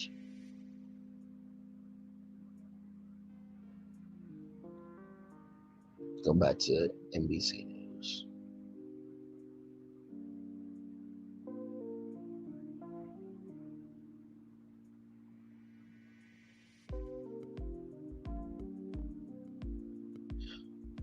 Okay, so this is what they mean by compound. Now, if you all remember the RNC and the assassination attempt that happened, they were live from New York City, but they had the LED video wall with a feed of what was actually happening behind them. So there was a camera at the RNC convention, and they posted that behind the anchors.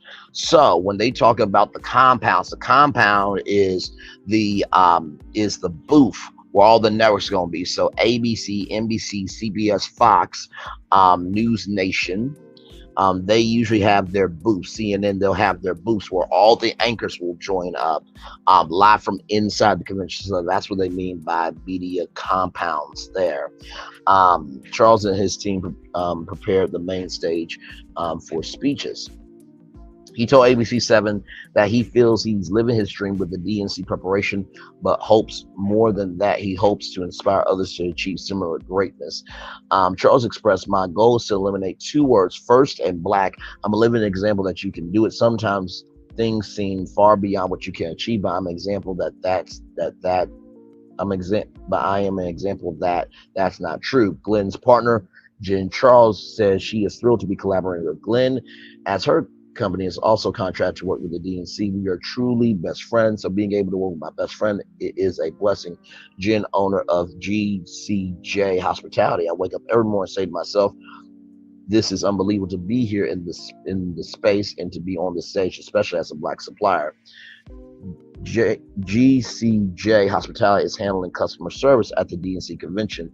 Another black-owned company contracted by the DNC is Wanted Only Events, owned by Juan Teague. Teague is also a friend of Charles. This is becoming a surreal moment to see how big our companies have grown, but at the same time, I'm still Juan from the west side of Chicago.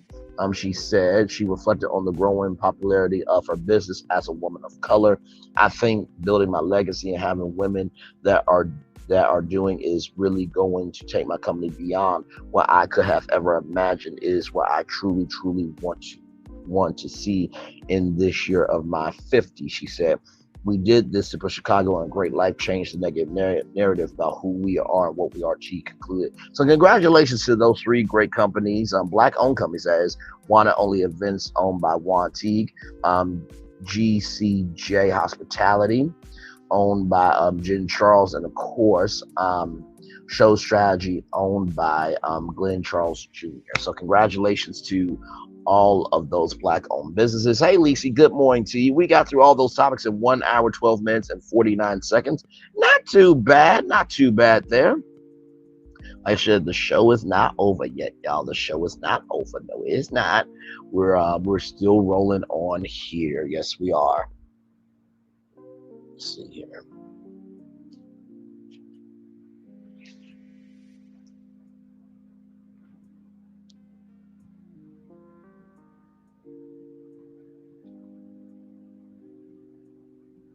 Let's see. I'm trying to find a positive news story here for y'all.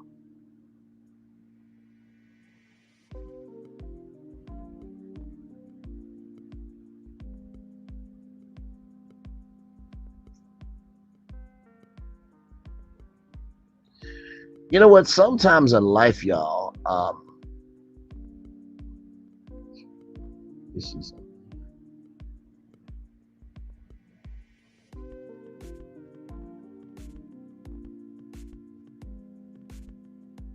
Let's see. So sometimes in life, y'all, good news can be actual good news, or it can be good news that at least your life ain't this, child. So here it is here. Let's see here. No, I'm not going to do that story. Sorry, y'all. Trying to find a good story for y'all here.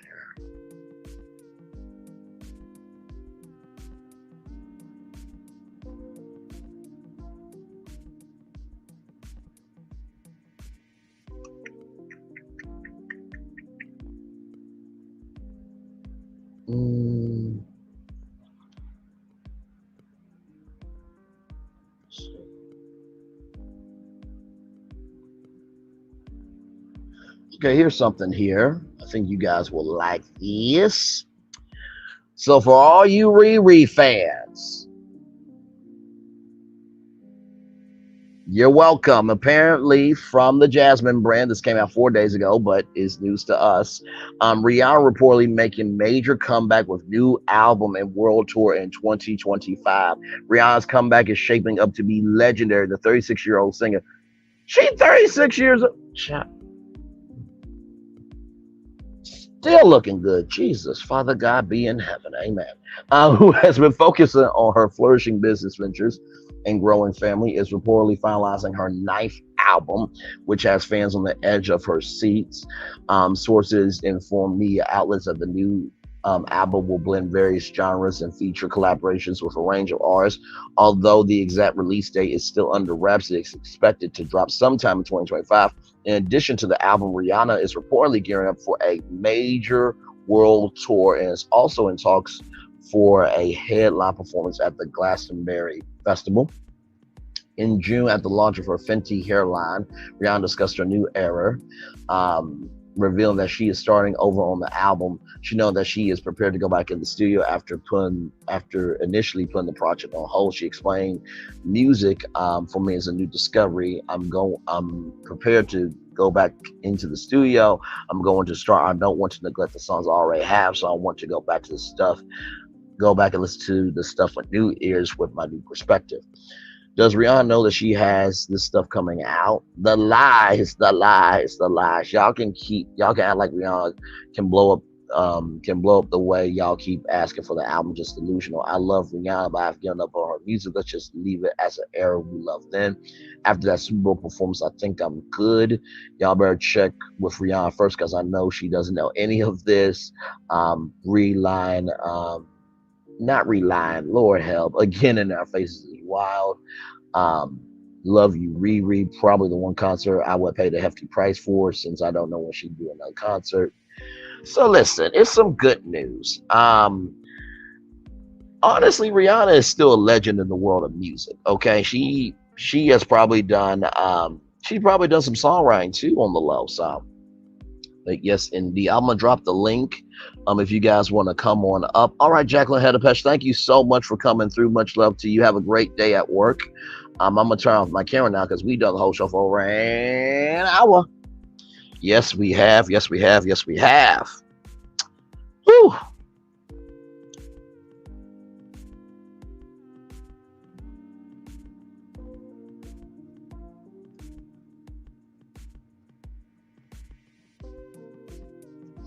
Not too bad on a show. Oh, there we go.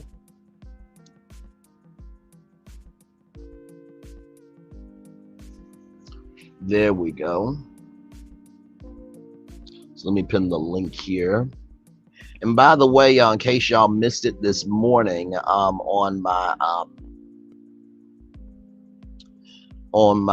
community wall, we hit it last night, but then we lost some people. But I'm like, that's okay, because we'll be right back at it. I'm not surprised. Y'all, look at that, 2,300 subscribers, 181,800 total views. Thank you. Do not worry, we are going to celebrate this big milestone, because that means we are halfway there to 3,000 subscribers. And listen, I know that for some of y'all, you may be wondering, why do you always post your accomplishments? Because I am very open, relatable, and transparent with my audience, that this is our channel, and you never know what posting accomplishments can do for somebody. You never know if somebody's having a rough day. You don't know if somebody is struggling in their dream, or you just don't even know what somebody's mental state is. So just seeing something positive can really change someone's day. But I just wanted to thank y'all for that 2,300 subscribers, 181,800 views. So thank y'all so much for that. All right, y'all, we're going to take a little commercial breaky break. We'll be back with more Virtual Tour Live right after this.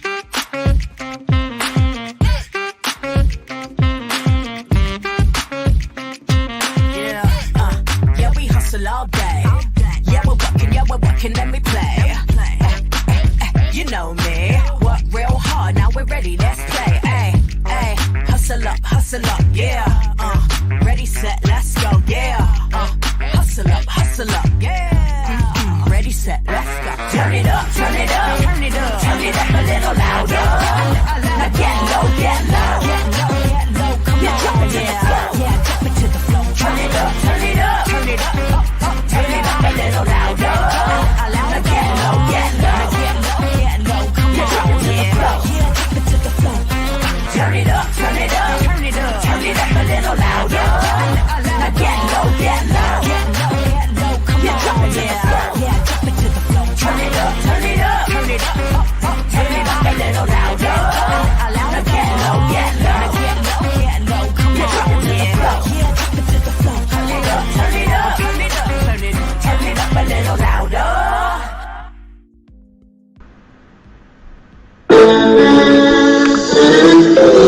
Sweet boy and blue, one look at you, and it was plain to see you were my destiny.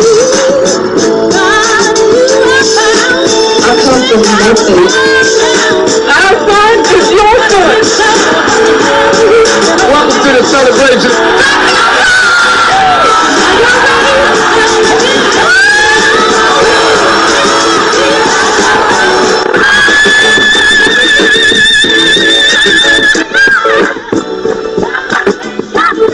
We all we got.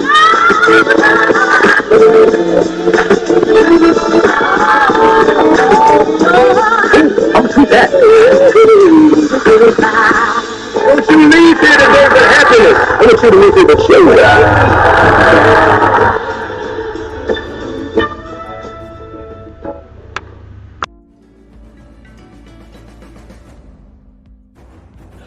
When we start a project, we always start with story. That story is key. So we began with the story of the Waturi people. The myth of the Waturi people is that long ago, they set out on their outrigger canoes looking for a new home. There was a legend that said they could only find this new home with the help of this mini golden-finned fish called kanuku. And they searched across Pacifica and Polynesia, and they visited all these islands. They went to Bali and Tahiti and went as far as Rapa Nui, Easter Island. Along the way, they made friends, collected sort of the culture, and they sailed on and on and on, and they almost to the edge of the world. There, to their amazement, was Kanuku. And she turned to the people and said, "You are ready." Turned and swam away. They followed, and within a day, they caught sight of this smoking mountain on the horizon, which was Volcano Bay. And it was pristine, beautiful, lush, everything that they would want in a home. And that's the backstory that informs everything we do in our design. The idea here is to create the best experience. We know what our guests want. They want the thrill and excitement of our theme parks, but they also want a place where they can relax and chill out and feel pampered. Nobody wants to stand in line. And so we said, let's get rid of them. Nobody wants to carry rafts up a ride tower all the way to the top. So we said, let's do that for you. Exhilaration and excitement and relaxation. That's what you're gonna get at Volcano Bay.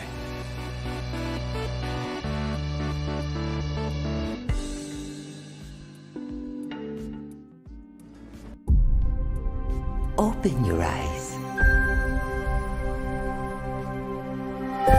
Think of the one place you've always wanted to see.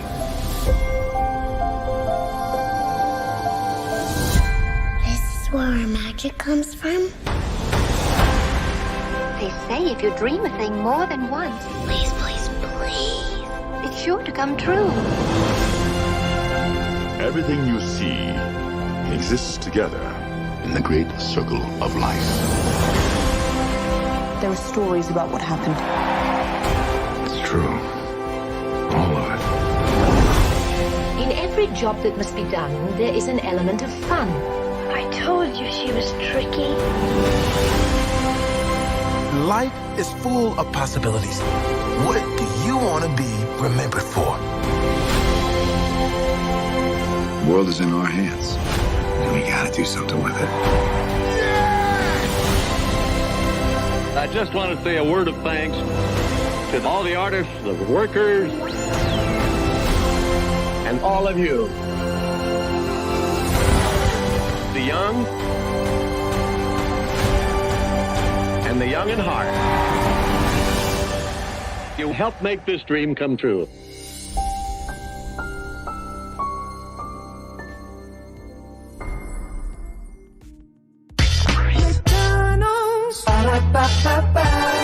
I'm loving it.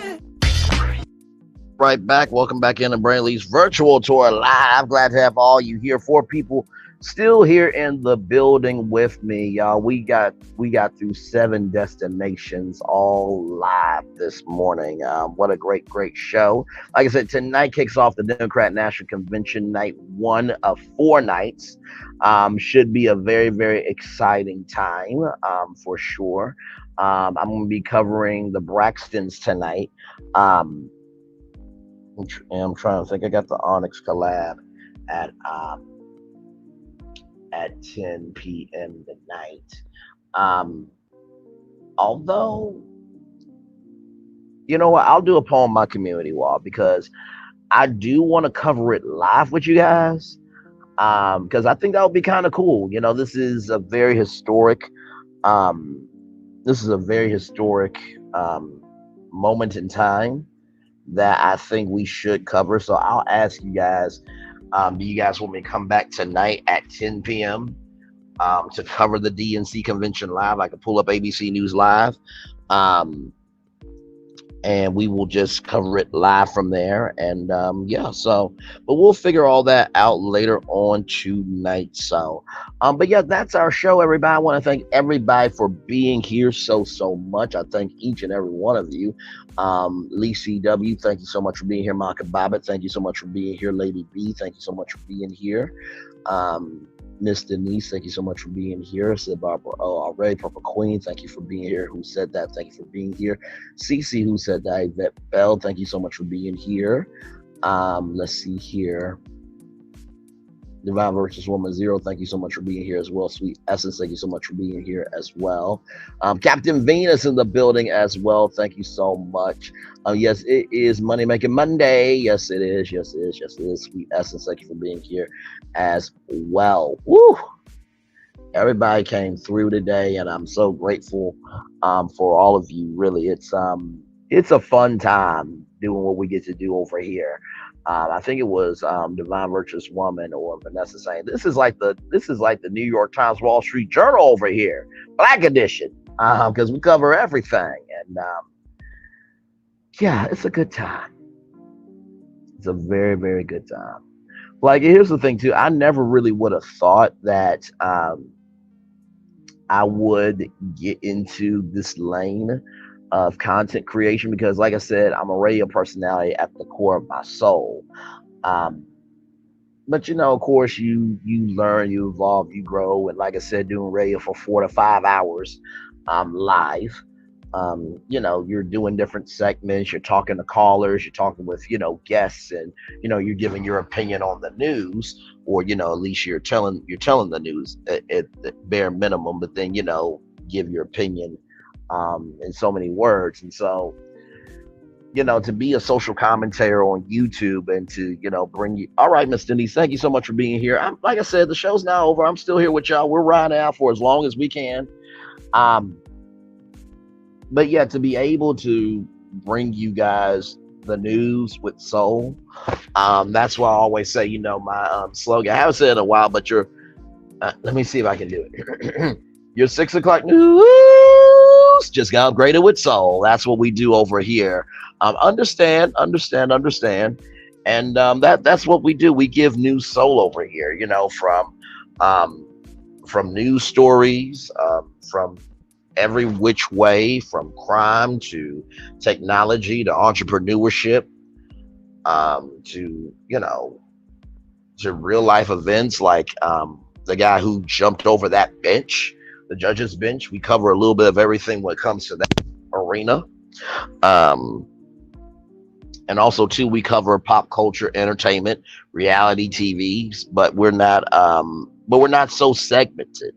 So like if I, you know, talk about something else, y'all not gonna be like, well, this is not what you do, because y'all used to it, right? But also too, I've showcased, not only have I showcased it, but I've showcased my tenacity and my consistency with it as well. So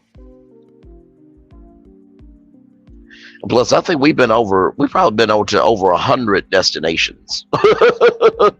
And I don't just mean the topics. I mean, we've been to Vegas, we've been on Virgin Voyages, we've been on Carnival Cruise Lines. Like, we went some places, and we're still going places too. So nothing but up and up energy from here. By the way, if you're wondering why there are two Braylons on your screen, one of them is for the camera, because StreamYard is being stupid. There's this thing where you have to be so still with your microphone, otherwise StreamYard will believe that your microphone is out, even though your microphone is in. So that's why you guys are hearing me from my cell phone. Okay, so that's why there are two Braylons up, one for the camera and then one for the microphone. So this one right here, that you're seeing is for the microphone. Then this one right here is for the camera. So just wanted to give some context on why. But yes, indeed. So,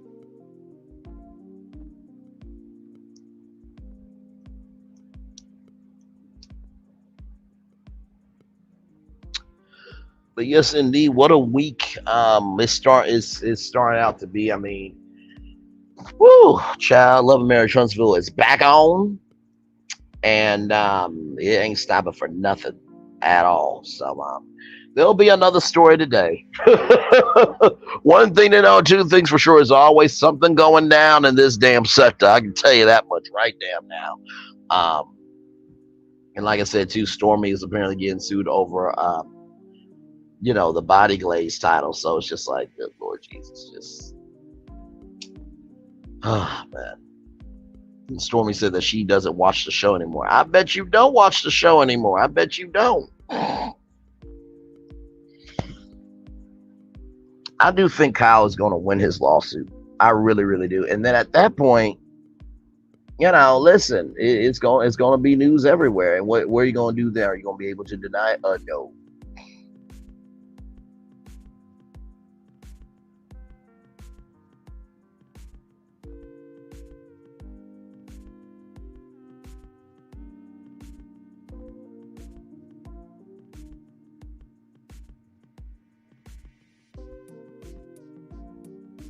So yeah, this is going to be quite a interesting time for sure. And you know, listen, I mean, what other signs do you need that this show needs to be over? You hope Kyle don't win, or do you mean you hope Kyle does win?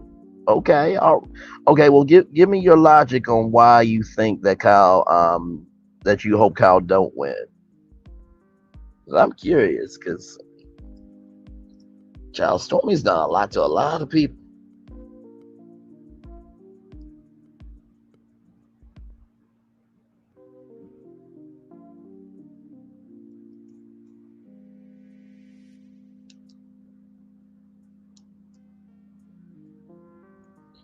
You want Stormy to win? Okay, all right. Well, I mean, listen.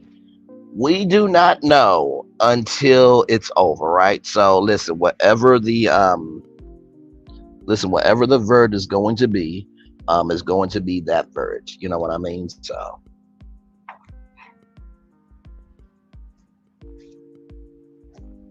we'll see. We will definitely see. But there's a lot of people that are not wanting her to win, but we'll see. And I will say this. There are some people that do want to see Stormy win. Let me not be so blind to that. There are people that do want to see Stormy win. So we'll see. We shall see. But I do think Kyle's gonna win it, though. I really do. I mean, like I said, that 6-page post of trying to not trying to, but telling the behind the scenes of Canvas and how make sure the books are good, and Stormy was screaming at him. That's probably not the first time that Stormy has screamed about the books. Just being honest. So we'll see though.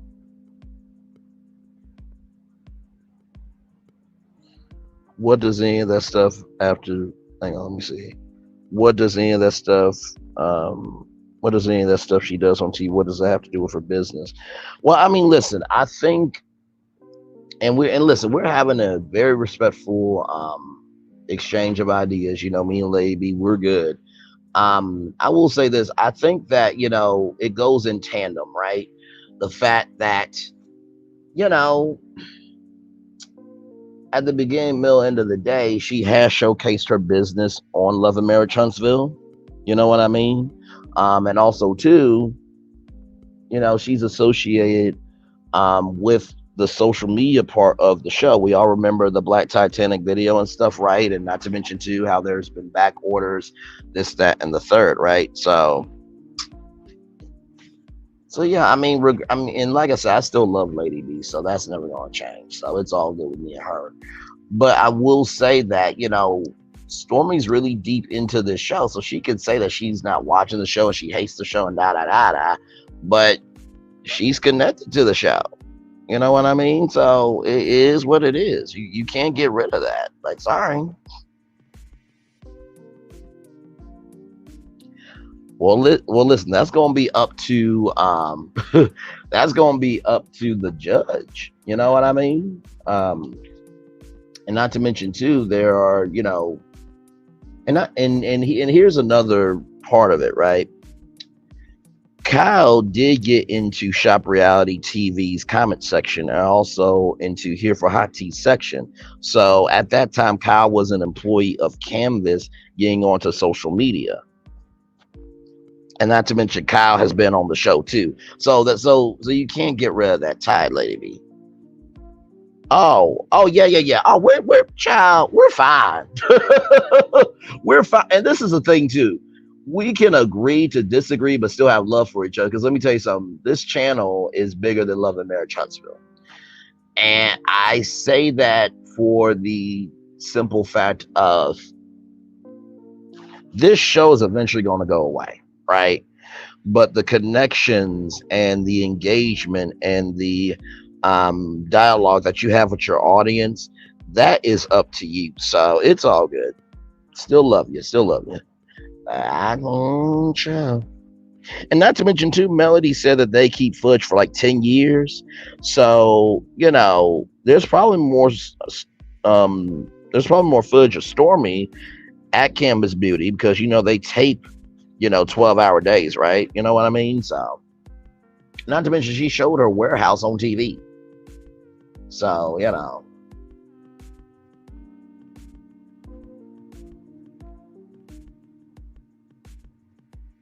I feel you, Lady B. I do. I'm not that blind to the fact that there are people who want Stormy to win, but we'll see. We shall see.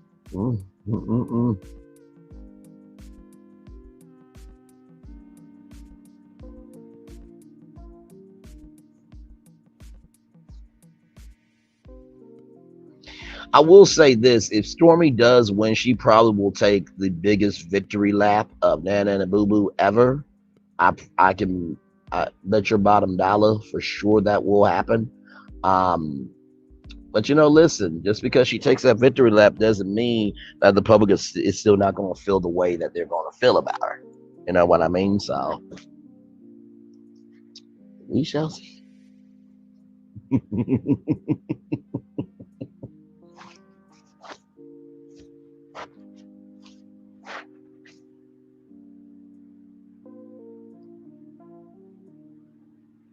Where's that T.I. clip? Hang on. T.I.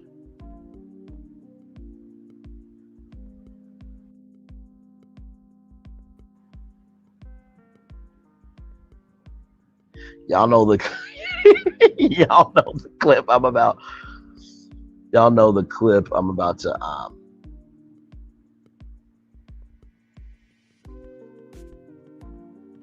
I think y'all know the clip that I'm about to pull up.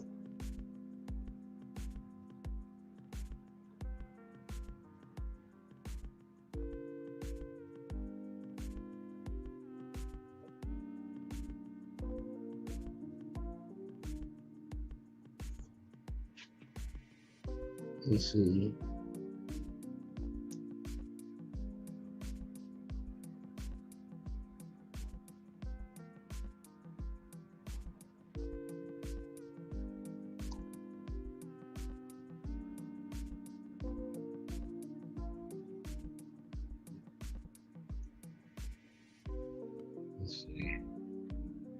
Because I know the video's around here somewhere. Oh, because you know what? So no, my microphone is not working on my laptop. So even though my microphone is in, it's being idiotic. So yeah, so one is for the microphone for this side here that you're seeing, and then the other side's for the camera. So that's why. And child, StreamYard be StreamYard. And so I just want to show this clip here. Because listen, T.I. in this clip is everybody else, and King is Stormy. So I'm about to pull up this clip, and I think y'all will understand where I'm coming from. Hang on, let me see here. Here we go. T.I., I could not have said better myself. Keep fighting, young lady. Keep fighting. Stop calling her. Let her cry. Let her go through it. Let her experience something. Let her take some damn responsibility for what the hell she did.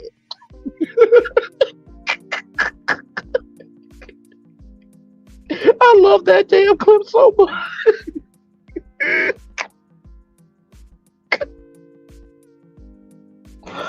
Oh my God.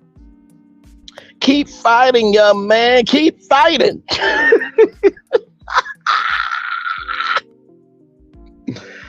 Oh, my Lord Jesus.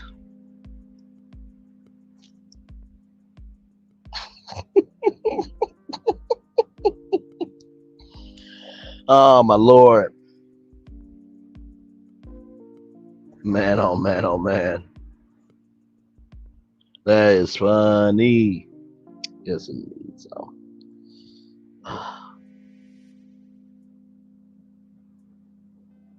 I'm sure something else is going to come out today. I'm sure of it. There will be another story out today. I'm sure of it. So,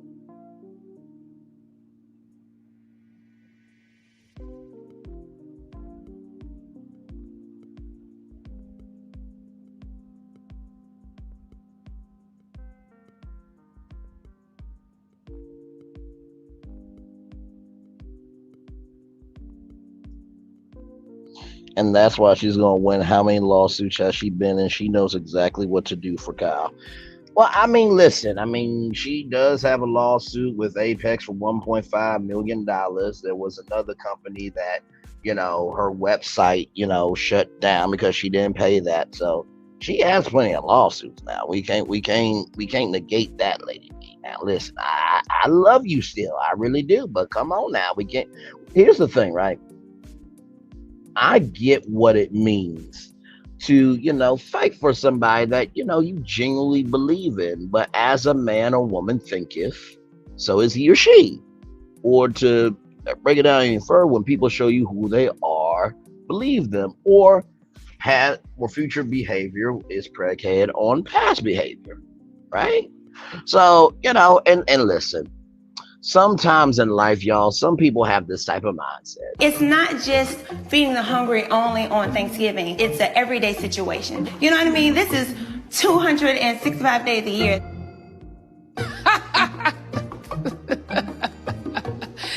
That is funny. 265 days? Where the hell that bitch live at? It's not. I mean, some people got that type of mindset. And listen, they have that type of mindset. But you know, I mean, they have that 265 day a year mindset. They really try to have this confidence though, but it doesn't come across this way. You are not going to get anywhere in life, spiritually or otherwise, until you come to that point where you don't give a damn what people think about you. What other people think about you, you will be mediocre. It only matters what you believe about yourself. Believe in yourself as a successful person. Believe that you can and you will. But until you believe you can, you won't. Exactly. People try. See, that's the thing. That's the confidence people want to have, but they have a 265 day a year mindset. And so, you know, everyone has a vice to escape their problems. And some people, they try to escape their problems like this.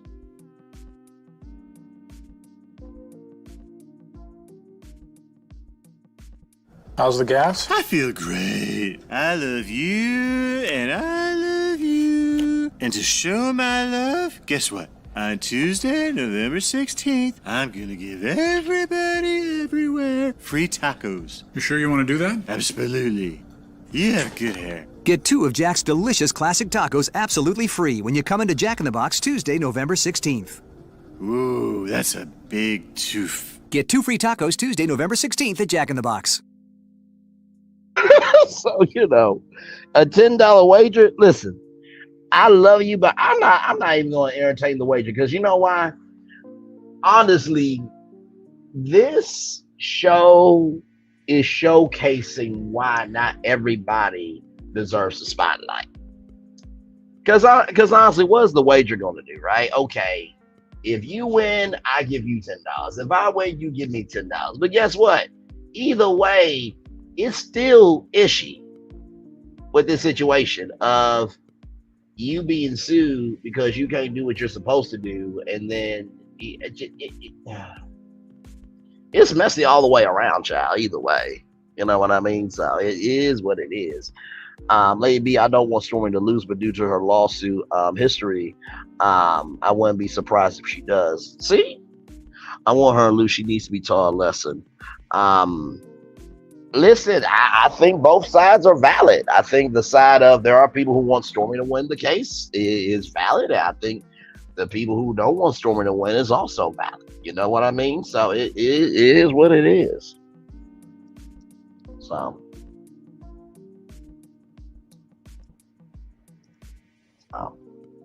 like I said, I may think about Lady B, but like, come on.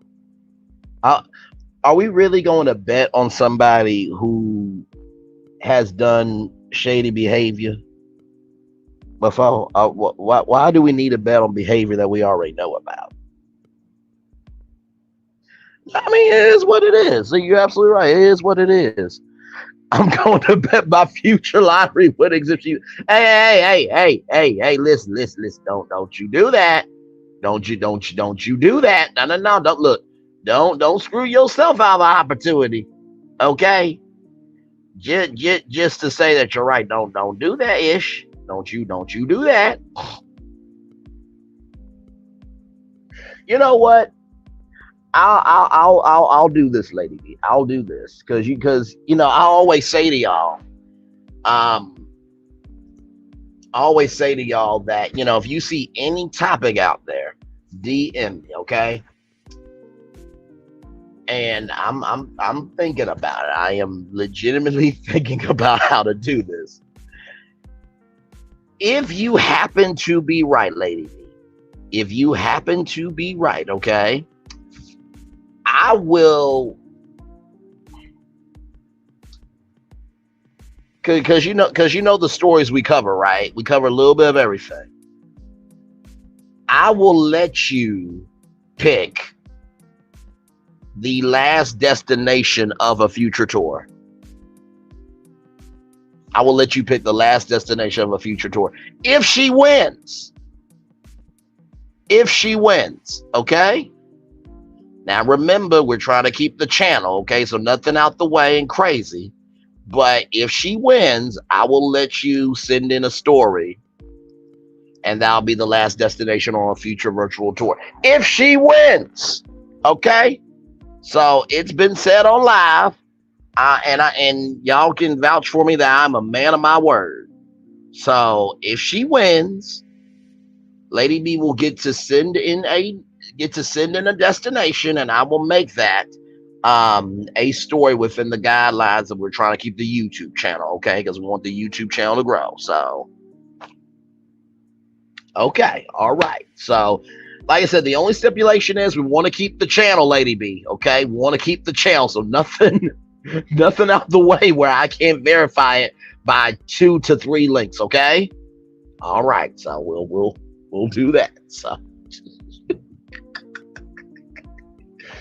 Oh, my Lord Jesus.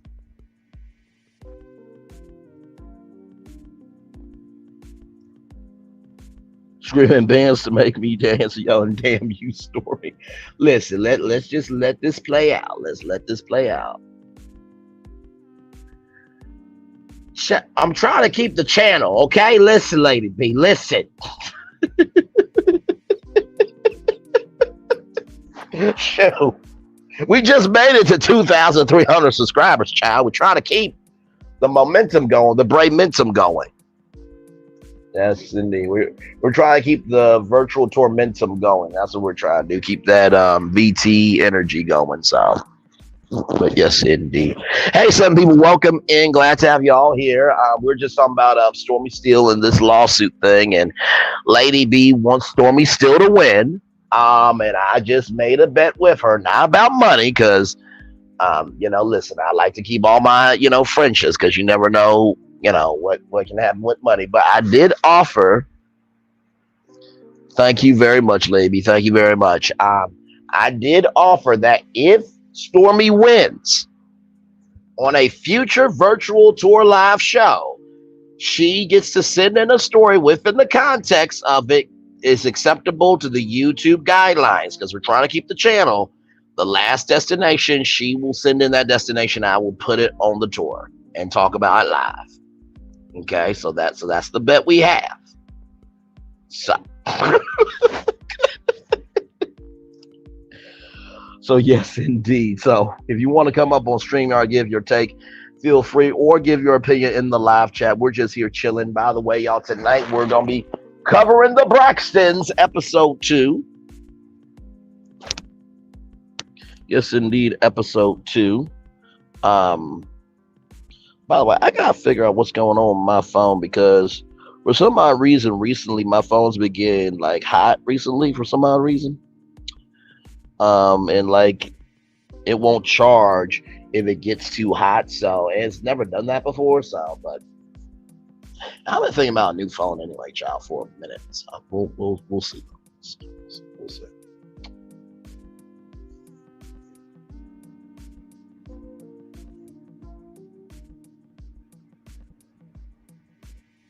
But yes, indeed. So, whew. Jesus Christ, Father God help me.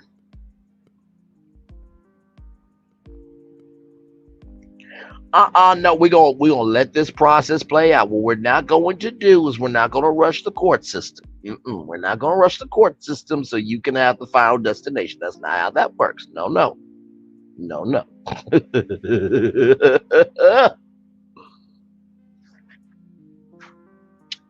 Oh my Lord Jesus.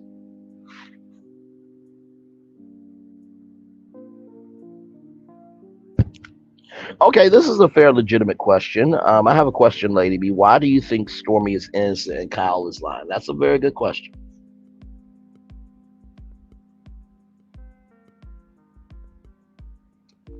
Because, like I said, truly, I mean, those posts that he made about how Stormy yelled at him about the books and everything, I don't think he would just make up that just to make up that. I really don't. I don't think any employee would just make up that post just to make that up, because he said that it's been a while, you know what I mean? So he been trying to keep it behind the scenes, you know what I mean? So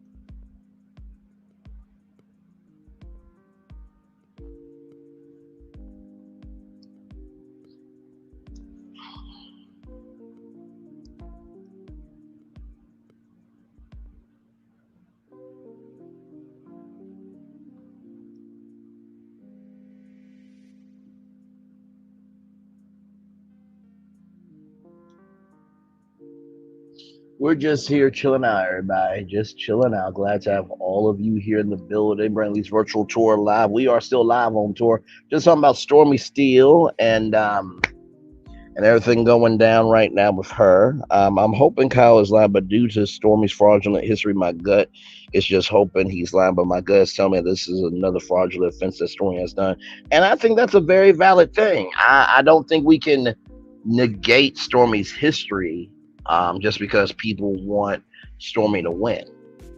It's her business that she brought him into to help her because she didn't know things, and he used that against her to take advantage of, just like anyone does in business. Well, hang on, Lady B, hang on. While that is true and that does happen, there is a phrase of you can lead a horse to water, but you can't make him drink. And when Stormy has her mind made up, she has her mind made up. So sometimes, and we've seen that on the show where, she doesn't want to really be open to new ideas and stuff. So I don't know. Because here's the thing. To take advantage of somebody, you don't stay there for 3 years or 6 years. You know what I mean? If somebody really wanted to take advantage, they would go in, do this, do that, and be done. Who doesn't get told the correct way to do things at work, and why do y'all believe them? Well, first of all, I believe them because, for one, and I'm saying this with all due respect, social media managers, that's a very tight-knit industry where their receipts has to be real, right? Number two, Kyle does have a history of doing social media work. And also, too, Stormy has said plenty of times that he has turned the company around. That's just my take. Now, you asked a question, I'm giving an answer. I hope you're right, but if she did agree to him having 30% of the company, she has to buy him out. Yeah. And if we all remember, he was originally supposed to be there for just advertising, I think, and then he became in charge of operations and doing 10 jobs. You know what I mean? Even though those should be different departments. So, like I said, the take that I'm giving right now is coming from a very level, even keel, and factual point of view. Like, there is a history with Stormy Steele. Like, we can't negate that.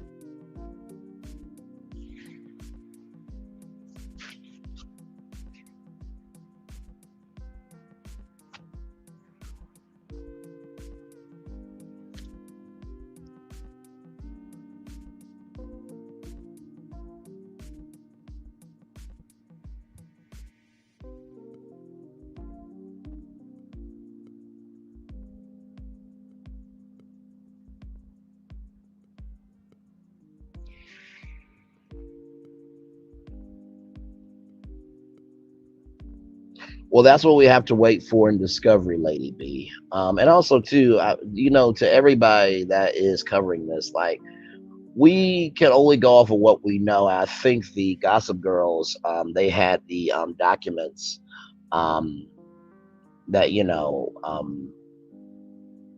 I think it was that Kyle filed a lawsuit. So the Gossip Girls had that document.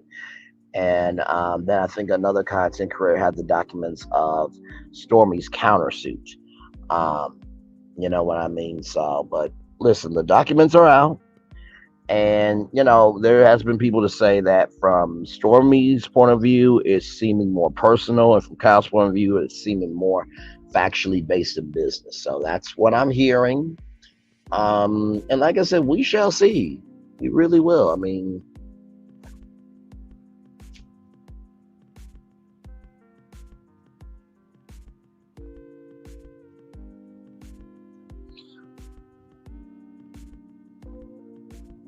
He also has to be willing to buy her out. I hope there's no contract. Exactly. What business history do you have of her? Some people didn't get their products. They arrived late. Now, listen, Lady B, I got into the show season 6. Okay, so listen. I don't have nothing to prove to y'all. Not a damn thing. I got into the show season 6, right? So this is season 7 now. But people have said that they haven't got their products in a while now. When she had that Black Friday sale and stuff like that. So listen, and not to mention too, all the reviews on TikTok. I mean, listen, Here for Hot Tea has been on Stormy's neck since she's been on Stormy's neck, and there was asbestos, I think, or something in the body glazes, right? And there are some scents that are just really, really bad, and not to mention there's an F with the Better Business Bureau. So this is all actual factual information that's out here. And like I said, Dr. Phil said this, I'll never forget. He said, we may not like everything a person does, but that doesn't mean we don't like them. I wish Stormy still well, but I do think that there is a history of her not doing right by people that is making people not like her. And there's been plenty of people to say that they like Stormy back then. You know what I mean? So there are several lawsuits against Candace and she hasn't won any of them. Exactly. So, and like I said, just because somebody doesn't like somebody doesn't mean they wish them bad or anything. Like, you know what I mean? If anything, I think people don't like what these people have done. You know what I mean? Well, I mean, Lady B, you know how I roll with this show. I cover the big story and then I move on. You know, I mean, you've been to this channel plenty of times where we don't cover Love and Marriage Huntsville that deeply. We cover it for what it is, and then we roll on because guess what? It is a show. It is what it is. Like,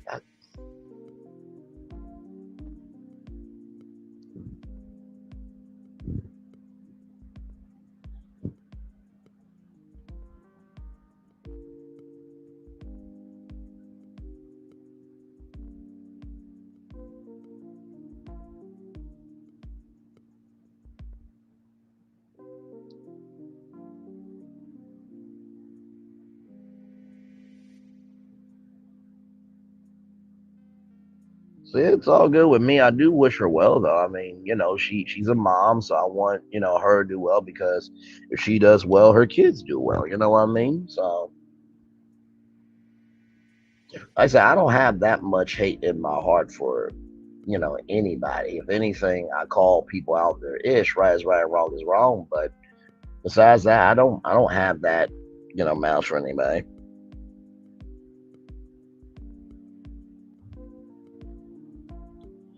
Oh, absolutely. And listen, this is going to happen with every reality TV show. There are people who can't stand Kenya Moore, but that doesn't mean we don't want Brooklyn to be well, right? So, you know, it is what it is, child. People are going to feel what they're going to feel. There are people who don't like Stormy. There are people who do like Stormy. There are people who don't like Melody. There are people who do like Melody. There are people who don't like Kim. There are people who do. There are people who like Nell and people who don't like Nell. It is what it is. That's just the beast of reality TV.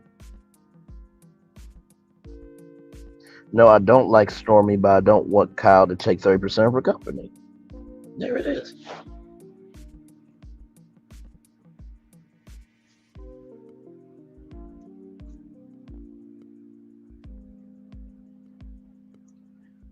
Messy Mondays are back on? How? How, Sway?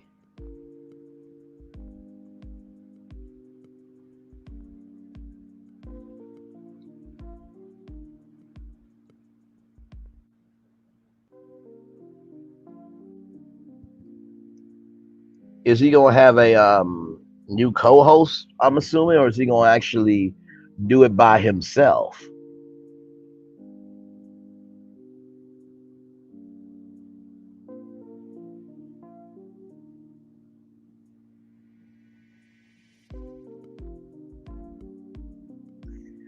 Child.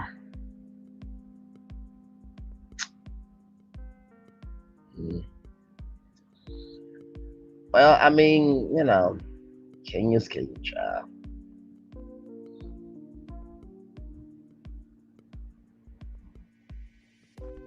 It will premiere with Heavenly. Okay, then let me go Carlos King's YouTube channel.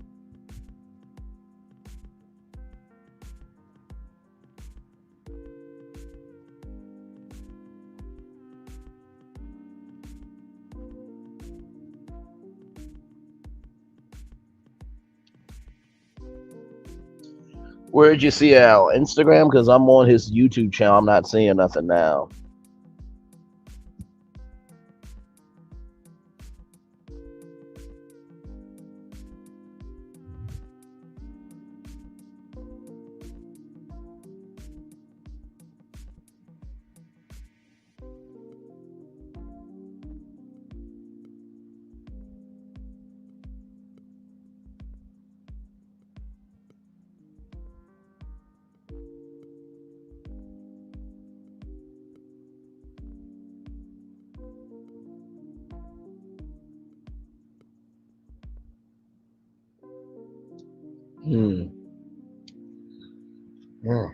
Well.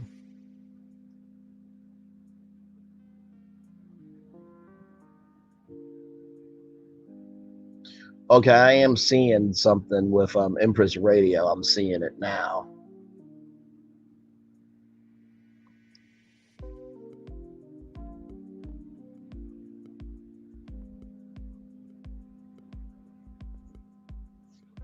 Okay, Chef Don. Shout out to Chef Don. By the way, I really am proud of him.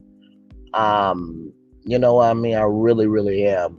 He has been doing the good work, and you know, his brunches has been very popular as well. So shout out to Chef Don for sure. Just want to give him some love. He's at 13,000 subscribers. Just wanted to say that. Messy Mondays LMAH recap and Friends on Board, Slim Pickings in Huntsville. So I'm guessing that's on Dr. Heavenly's YouTube channel then? Go to Dr. Heavenly's. Yep, I'm seeing it.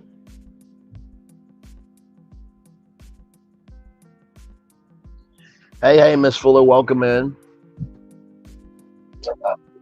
Hello. Hey, welcome in. Let me just say this right here. See, that's why it always pays. That's why they say what they say. We can't get too invested, and we can have an opinions, but we can't even let it get us on the situation, because this is the games that they are playing all across social media. All that little that's why, first of all, anything Evelyn, whatever you want to call her, whatever she got to say, I never listen to anything this woman has to say, because she's not credible, as far as I'm concerned. Because she backpedal, she lies all the time, and she backtrack, whatever. Right. So for her to make all that grand speech that she made last week, she should have said that. All of that was, for me, what I took it as a show. It's a show. So my thing is, she needs to go sit her butt down. I don't support them no way, so it ain't no skin off my back. Right. I just can't stand that they keep running game like that. It's, you're breaking up families, blah blah blah. Heaven, how many families you broke up? Correct. On that show? How many wives have you targeted about their husbands? Mariah, you said you came at Mariah. You came at you came at some folks. You came at Toya. Come on, you come at a lot of folks, but then not nobody say nothing about your marriage. Put that why Damon is in another room. Put that. No, you're absolutely right. And let's not forget Sweet Pea too. Let's focus. If everybody else, here's the thing: if everybody will focus on their dysfunctional marriage and stay out of everybody else's and opinions on their dysfunctional relationships, then it'll be, you can't throw rocks if you're living in a glass house. Exactly. No, you're absolutely right. I'm looking at the comments now. One commenter said, "I thought you were done recapping this show." Another commenter says, "I can't wait to hear this." Folks around town said you and Carlos fell out. Yes, I absolutely love Messy Mondays. Yes, I'm glad that this is coming on tonight. So those are 5 comments live right now on her channel. And I mean, honestly, I'm gonna make a 6th like to that commenter who said, I thought you were done recapping the show, because it is being a hypocrite at this point. Like, if you done, you done. Now, she is a hypocrite. Now the only thing I can say is, if this like, all right, y'all, so listen, this is the last show. I'm just doing this because we already committed to this, and then after this I am done, then cool.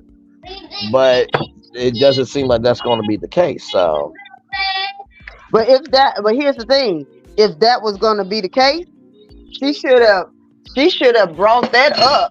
She should have brought that up in her speech. Let's be clear.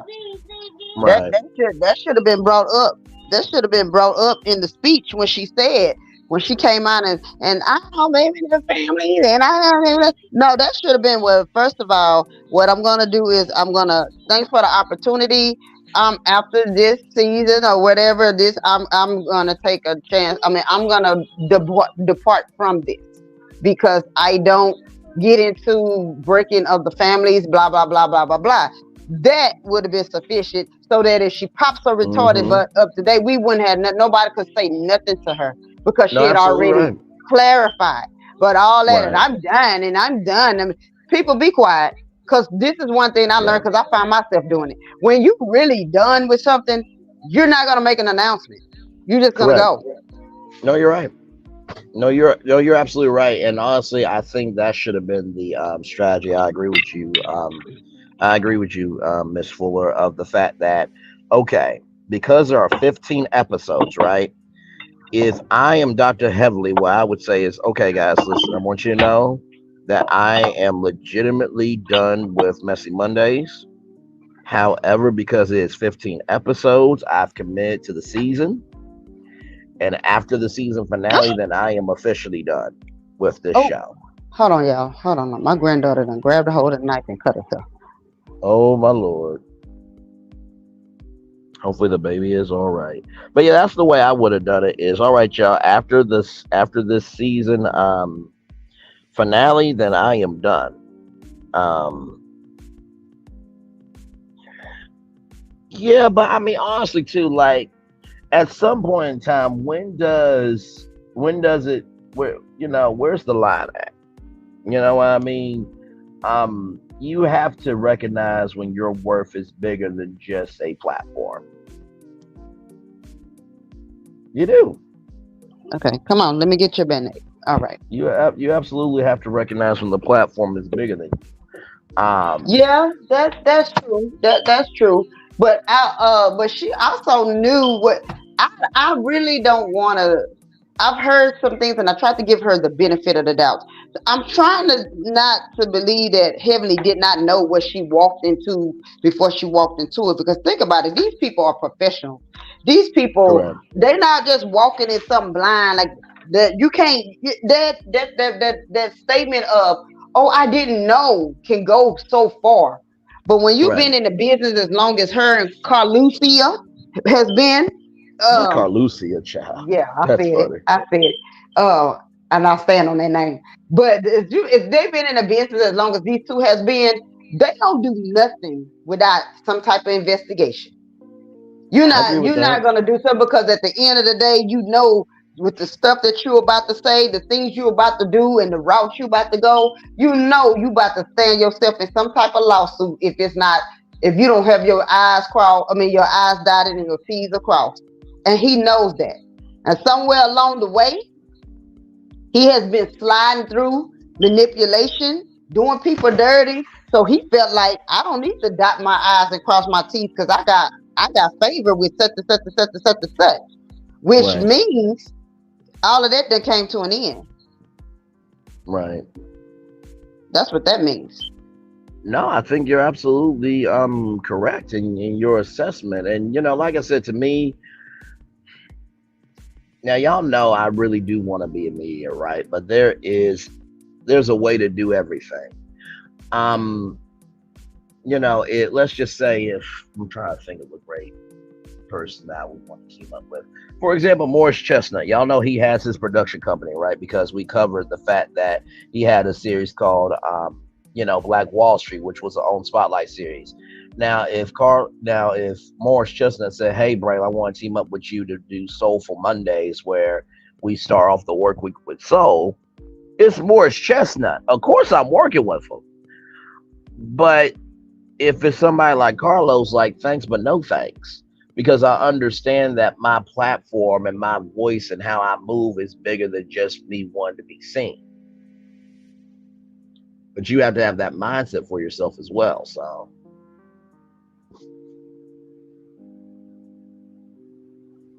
Yeah, I get that, but let me ask you this question here, and I Sure. know this might sound crazy.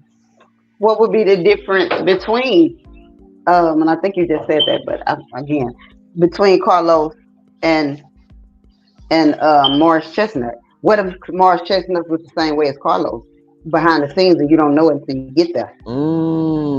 Very, He don't. very He astute does such a point. good. He does such a good job in hiding it. His reputation precedes him in the sense because again, I've never heard Morris caught up in any type of dysfunctional. Right. I mean, if it is that he got a hell of a PR team to keep this mess hush hush, and Right. that's just in my opinion.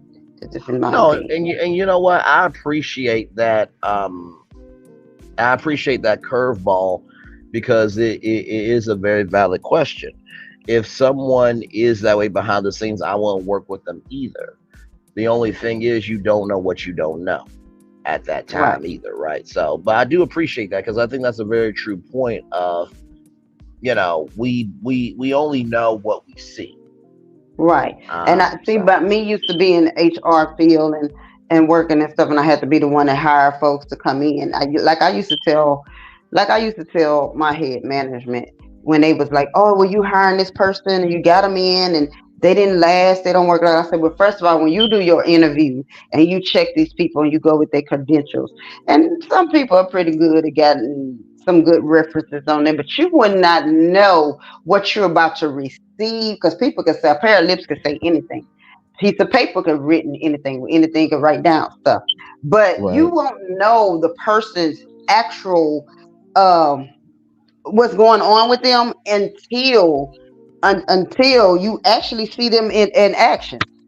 So that's I think everybody feels with Carlos. It's like nobody really know what he was truly capable of until they actually got to work with him. You know what I'm saying? Until they actually right. had the opportunity to say, okay, let us get working. So that's how I felt like when it came down to people that I had to hire. It's like I'm gonna give you a shot. I'm gonna give you an opportunity. So I'm gonna give you an opportunity to hang yourself. So you do know that if you messed it up for yourself, you done messed it up for yourself. The Right. opportunities in the company are here for you to move up, to advance, to do that. If you choose to come in, lie, scheme, and within a month or two, a couple of weeks or two, we can find out how you really are. Hey, that's on you. Just know that for every bridge you burn, you're not going to always have the supplies that you need to rebuild them bridges that you done burned down. Just food for No, thought. you're absolutely right. No, you're absolutely right. Without question, I fully agree. I think what this is going to do, Miss Fuller and everybody, I think that this is going to really give a mental, a mental, I'm trying to think, a mental reset or a mental pause. That's what I'm trying to say. A mental pause of, okay, wait a minute. What am I doing with my platform? Am I in alignment or am I out of alignment? Um, because believe you me, if you don't think that the social media teams of Bravo and OWN are not paying attention to all this stuff happening on social media, you must be out your ever loving mind. You have got to be. Here's the thing. On the Bravo, see, um, Alicia over there, Heavenly, she's already. Thank you, Sylvia, for giving me that name to call her. Uh, she she's already walking a tightrope. She's already walking a thin line, believe it or not. And it may not look like she is, but people trust don't trust your naked eye to what you see. Just know and believe that you can rest assured she is on a thin line, that Bravo is watching her.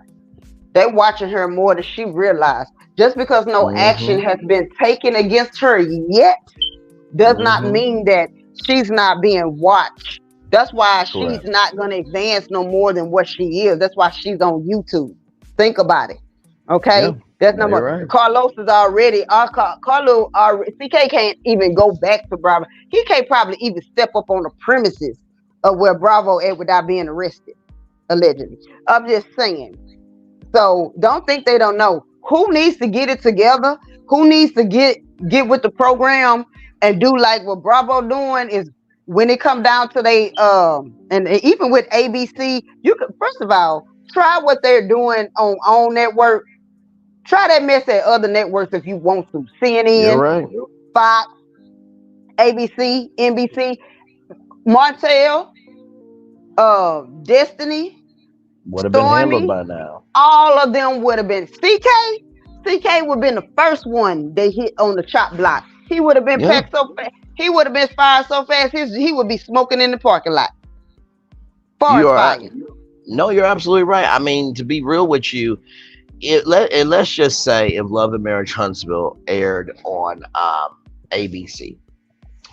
Y'all remember what happened to TJ Holmes and Amy Robach, right? They were eventually fired.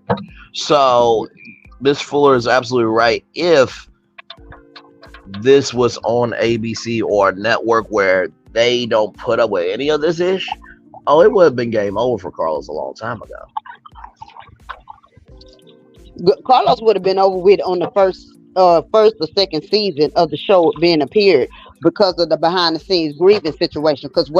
And they would have had a whole nother producer. He could call a King of Rain, this and that. They would have gave him a service package of service yourself outside, and they would have put another producer in place and with the help to help Melanie, the executive producer or whatever she is, they would have sent another producer in there with her, and they would have changed that dynamics and kept that dynamics on the track that she had it going.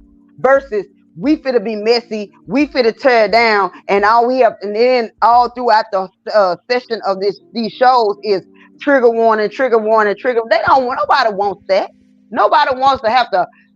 Listen to. I want to be able to watch a good show, Kiki, if we need to get the information that we need. We get a Kiki, we can get serious, we can go back to laughing, we can go back to learning, all at one time. Versus tear down, no women empowerment, disrespect. See, God knows what He doing. Because if I ever was to ever come across Letitia and Kimmy in person, my God, my words for them will be real good. Come here, you two.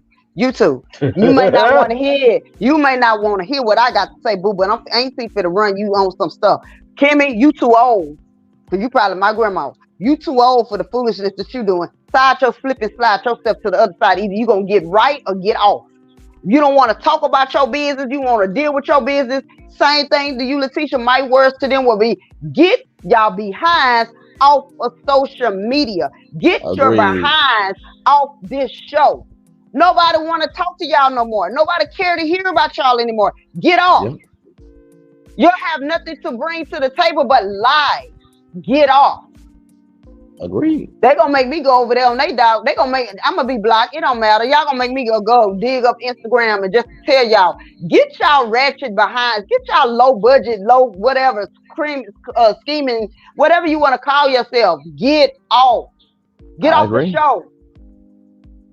If you wanted $2,000, look here. If y'all wanted $2,000 per so you could go ahead and help R. Kelly get out of jail, and he can give you what he's gonna get a little too. He was offering them girls $2,000 in a sneaker bar. This is true. At least you'll get you some chocolate.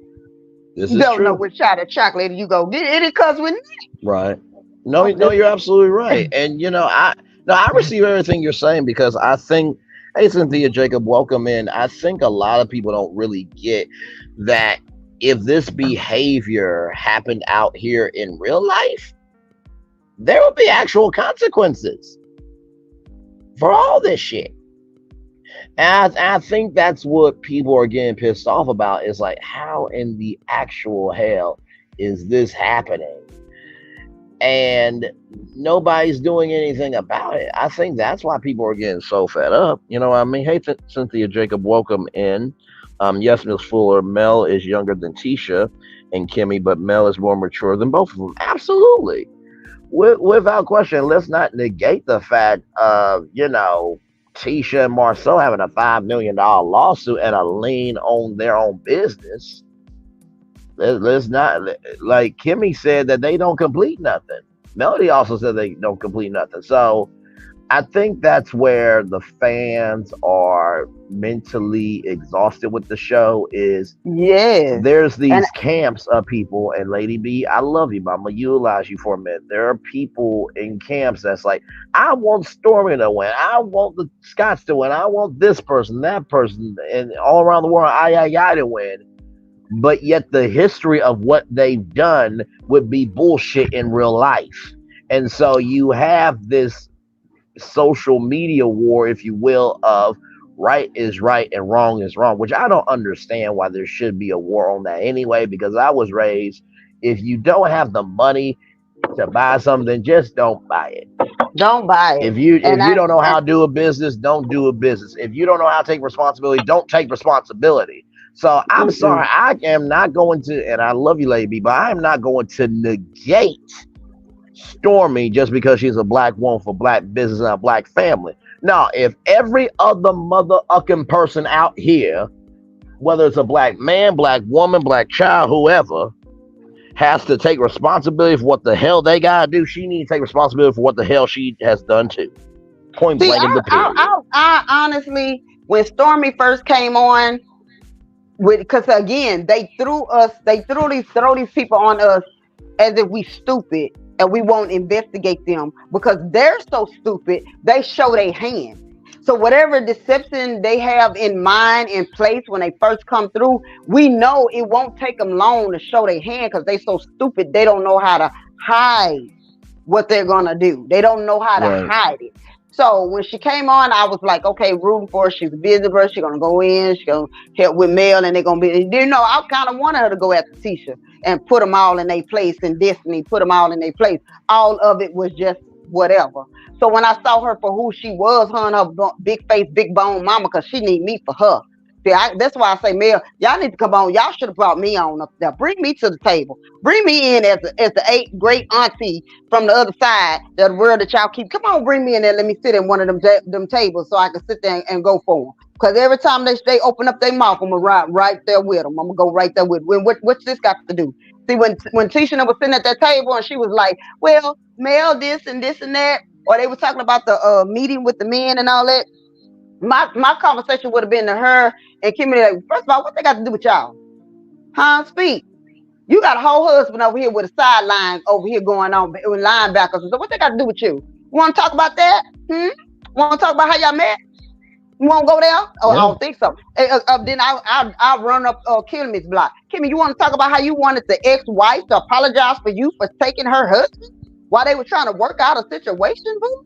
Huh? You want to talk about that? Because if you wasn't Jezebelin, he would have been on somebody else. But what you did was did Kyle a favor. You got Maurice completely out of her life. So she don't have to deal with him. And there's a new man in her house, and Kaya don't have to want for nothing. Let's make that clear, though. That's what they're not discussing. That woman don't have to want for nothing. She don't have to worry about her husband cheating on her, like Butter Roll was. You cheating without the butter. Go somewhere, sit down, baby. Right. You know, I don't. My thing was I was cheering for Stormy, but now I don't. See, Stormy is the type of woman that she needs to be taught a lesson more than anything. She's the type of woman, she needs to go all the way, break all the way down to welfare status. Not even welfare. She don't even need that. She make it where she can't even get that. She needs to be all the way down where you like the upsize that with you want large fries or a medium. You want to supersize that? That's what she needs to be at.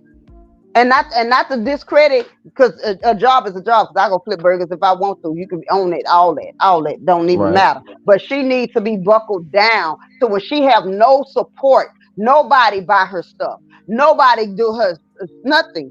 If she was to be knocked all the way down, to be laid flat on her back with nothing, or better yet, give her jail time for the games that she running.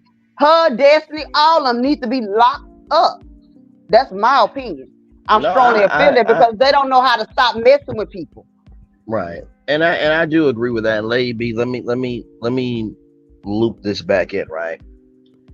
we do not live in a world anymore where you can separate the artist from the person anymore. We don't. And I truly do believe that the way somebody is in their personal life is a reflection, or can be a reflection, of how they behave in business. That's a fact. So as much as people want to say, you know, why are you talking about social stuff? Well, the social stuff can relate to how a person conducts business. And I'm not saying anything that no other workplace training, expert would say at a workplace. So,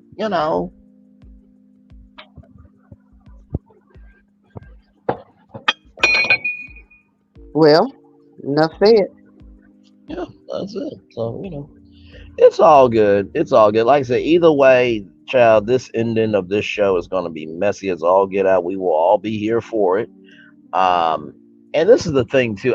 If Stormy does lose, the last thing that Stormy needs to do, and the last thing that the Stormy fans need to do, is say this judge was wrong, this, that, and the third, because all it's going to do is emphasize what's real. If Stormy is innocent, let it play out in court. And if she's innocent, and y'all should know me by now, I will call you out, but I will also call you up if you do right. So if this case goes to this case is going to court. If the verdict is that Kyle won, then I will announce that Kyle has won. If Stormy wins the case, I will gladly announce it, because there's no skin off my back. It's really not. This is now, Lady B. Now I see. You can announce it.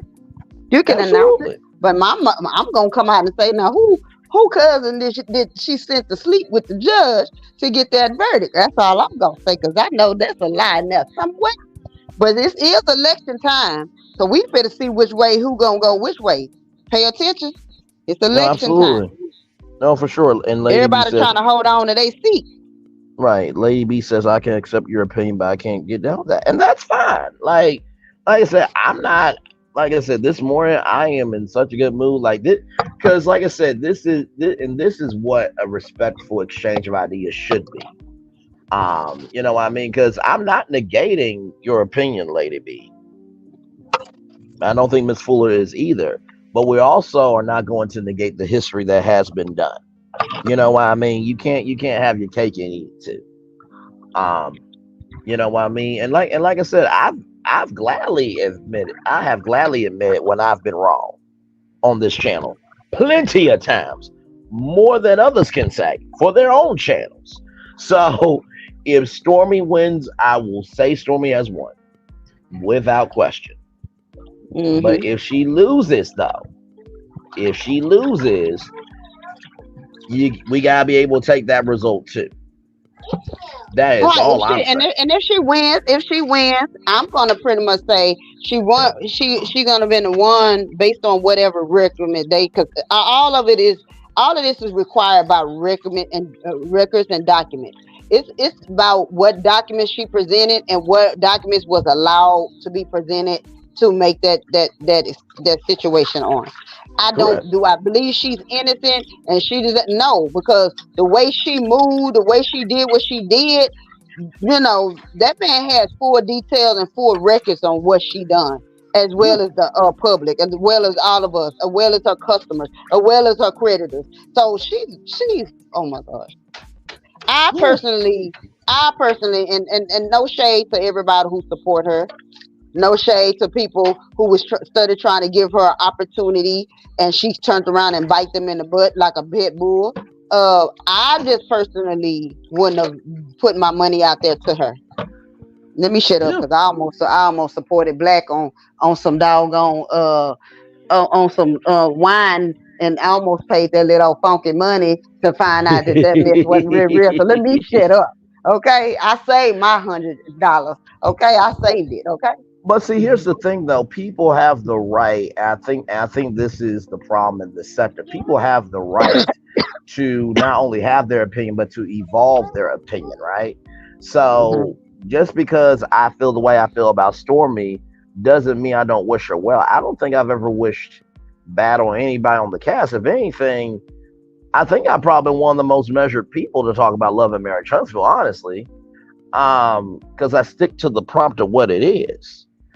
You know what I mean? So I'm really trying to figure out what she's done wrong to make you feel this way about her. Like Lady B, we spent like over an hour, like just saying how we feel, like based off of actual, smacktual information off of the show, and also based on the lawsuit. I'm sorry, Lady B, but like you're not gonna be able to change everybody's mind. Lady B, sis, I love you. I love you. But here's what it is that turned me off with Stormy. She, for one, she's a bad business person. Her business ethics is horrible. It's like people are telling you, hey, I haven't received my such and such and such, and you can't give them back a refund. You can't give them customer service. It's a lot. People not getting their packages. People still have not received refunds or their money from 3 years ago from what she did. So again, and then she blames her consumer. She blames them. You blame them for supporting you, lady. That's why I don't like Stormy. Then on top of that, she likes to stir mess within. People always say, well, look beyond the show. First of all, do y'all not catch this? What's happening on the show is still happening in real time. By the time we see it, now keep in mind, we've seen it already unfold on YouTube. But by the time they air it to us, by the time we see it and airing and reviewing it, it's still what it is. And a lot of times, a lot of folks will be like, oh, well, I saw them out there and I saw Mel and I saw Nell and they really liking each other. They know they don't. It's called, I'm gonna have some decency, and I'm gonna hold you, and I'm gonna act cordial to you, so much so that I'm gonna act like, and it's gonna look like I genuinely love you, but I can't stand your butt. And when it's gonna show when I leave here, I don't call you, I don't mess with you, I don't hang with you, only because the show is filming. Pay attention. And that's the way it is. Mel has truly tried to be friends with these people, but when they cut her down, that's why she keeps saying black or white, no gray area. So once she cuts you off, she has cut you off. So when she show up for a job. I'm going to clock in, I'm going to clock out. When I clock out, I don't discuss Love and Marriage Huntsville. I am on my other journey, dealing with my business, dealing with my kids, dealing with my mom, dealing with my brothers. I don't care. And then people be like, well, what about Nell? What about this? Well, she don't want to answer those questions. And she don't answer those questions because she's not talking about that. That's a job. She's not on the job. Right. She's on a different thing. So why ask her about Love and Marriage Huntsville if she's talking about 7th Avenue? I mean, right. Why ask her about, hey, what Nell and Chris Ferguson have got to do with a girls trip if she's on another, she's with Jay Boland. Those two don't go together. She's not, she's in it for a reason. So that's why, Lady B, we're not, or I'm not rocking with Stormy. If Stormy would have come out and be respectful to her consumers and be respectful when she's on that show to showcase, like, yeah, I'm gonna be a villain. But even in your confessionals, yeah, I'm a villain. Oh well, I'm gonna be. Oh well, but that's who I am. And say it to stand in what you do, and not be so messy about it. If I was on the show, I put myself as an example. If I was on the show and I did Mel the way they were doing, I would tell Mel, let's sit down and have a sit down. Baby girl, look here. I don't like you because of X, Y, Z, or this is what you have done to me, or this and that, or it could be a miscommunication. But we're gonna be able to agree to disagree. I'm not gonna shoot you down. You're not gonna shoot me down, and we're gonna be cool with it. I could be the villain. Okay, that's fine. And go on. But don't jump on social media and this and she's that, and then you're gonna pay $4.99 to an op who's trying to take her out. Exactly. And see, let me Go ahead. I was just going to read this comment real quick. The real Nikki, Stormy used people, then discard them when she doesn't need them anymore. She showed it with what she's done to Mel. She has ill intent and it shows. And listen, I only said that you're not going to change anybody's mind in a general sense, right? I could believe that Lilo and Stitch is the greatest Disney movie of all time, but that doesn't mean people are going to agree with my opinion. So I was just saying that in a general sense. My reasoning is this, right? If you, and you're in Florida, right? So let's say this. Would you accept any of the behavior that Stormy has done in your state of Florida? If there was a person that had a beauty business and you ordered from them and you didn't get your products for 2 years, or the smell wasn't smelling right, or it was, asbestos or whatever the hell it was in body glaze, right? If you saw that business owner going on social media, taunting with, a chess piece or whatever type of branding of a certain person, if you saw somebody's mama, dragging another person for no reason at all, and you were conducting business with this person, would you accept that behavior? Would you accept that behavior out of your daughter, out of your mother, out of your grandmother, out of your niece, out of your cousin? That's where I'm coming from. Like I said before, the behavior of this show would not fly in real life. There will be actual consequences. So that's where I'm coming from. And once mother again, I am coming from the fact of right is right and wrong is wrong. Just because I feel the way I feel does not mean I don't wish this cast well, but also too, you have done what you've done. And there is no way that you, Lady B, or anybody else here would actually accept that behavior of a business owner that you know that you're doing business with in real life. There's no way in hell you're going to say that on this live right now. Ain't no way in hell. No. You let Walmart and Amazon not give y'all money, and y'all have paid y'all money, and it's been 2 years. And watch how fast the reviews go up. Watch how fast folks try to tear them down and tear them up. Watch how fast. It's the same. Yeah. It's the same scenario. It's the same scenario. It might be in a different way, but it's the same scenario. Right. We'll act a fool on a big corporation. Why can't y'all act a fool with her? That's it. That's absolutely it. Lacey says Stormy knew her mom literally did not like Mel, had been talking mess about Mel since season 1. Stormy is faker than a $3 bill. I can respect that. Miss Denise Miss Fuller. Eventually the reason for that $4.99 will come out. What's done in the dark will come to light. I've had it happen. I don't buy from them anymore. I've been scammed. Okay, so in the words of Sassy, let's leave it there for just a minute. I'm going to repeat your words 2 more times. This is not to catch you up on your own ish, but I am just utilizing what you said. I have had it happen. I don't buy from them anymore. I've been scammed. I've had it happen. I don't buy from them anymore. I've been scammed. So with those words that you typed in this chat just now, if you do not accept that behavior in your actual factual smackshore life, then why defend behavior of a person that you don't know, that if you want to accept it in real life? That's my main premise. And that is not personal on you. It is getting to the soul of right is right and wrong is wrong. That is it. That is all. And I have been very even keeled down the line about this show. Ever since I got into this thing in season 6, 85 videos dropping at 9:01. Right after 1 minute after the show is over, before Diana Rose and Chit Chat with QT and all the legends did their reviews, I gave you the breakdown. And guess what I did in each video? I went off of the episode it was. I actually don't think I even did that. I don't think I ever brought in any outside stuff to any of those 901 videos. And then did 15 live after shows eviscerating everybody on the show. So listen, that you might be thinking about other channels who ain't giving love, grace, and space, but we've given love and grace and space to everybody, even people who don't deserve it. So that's where I'm coming from, 100%.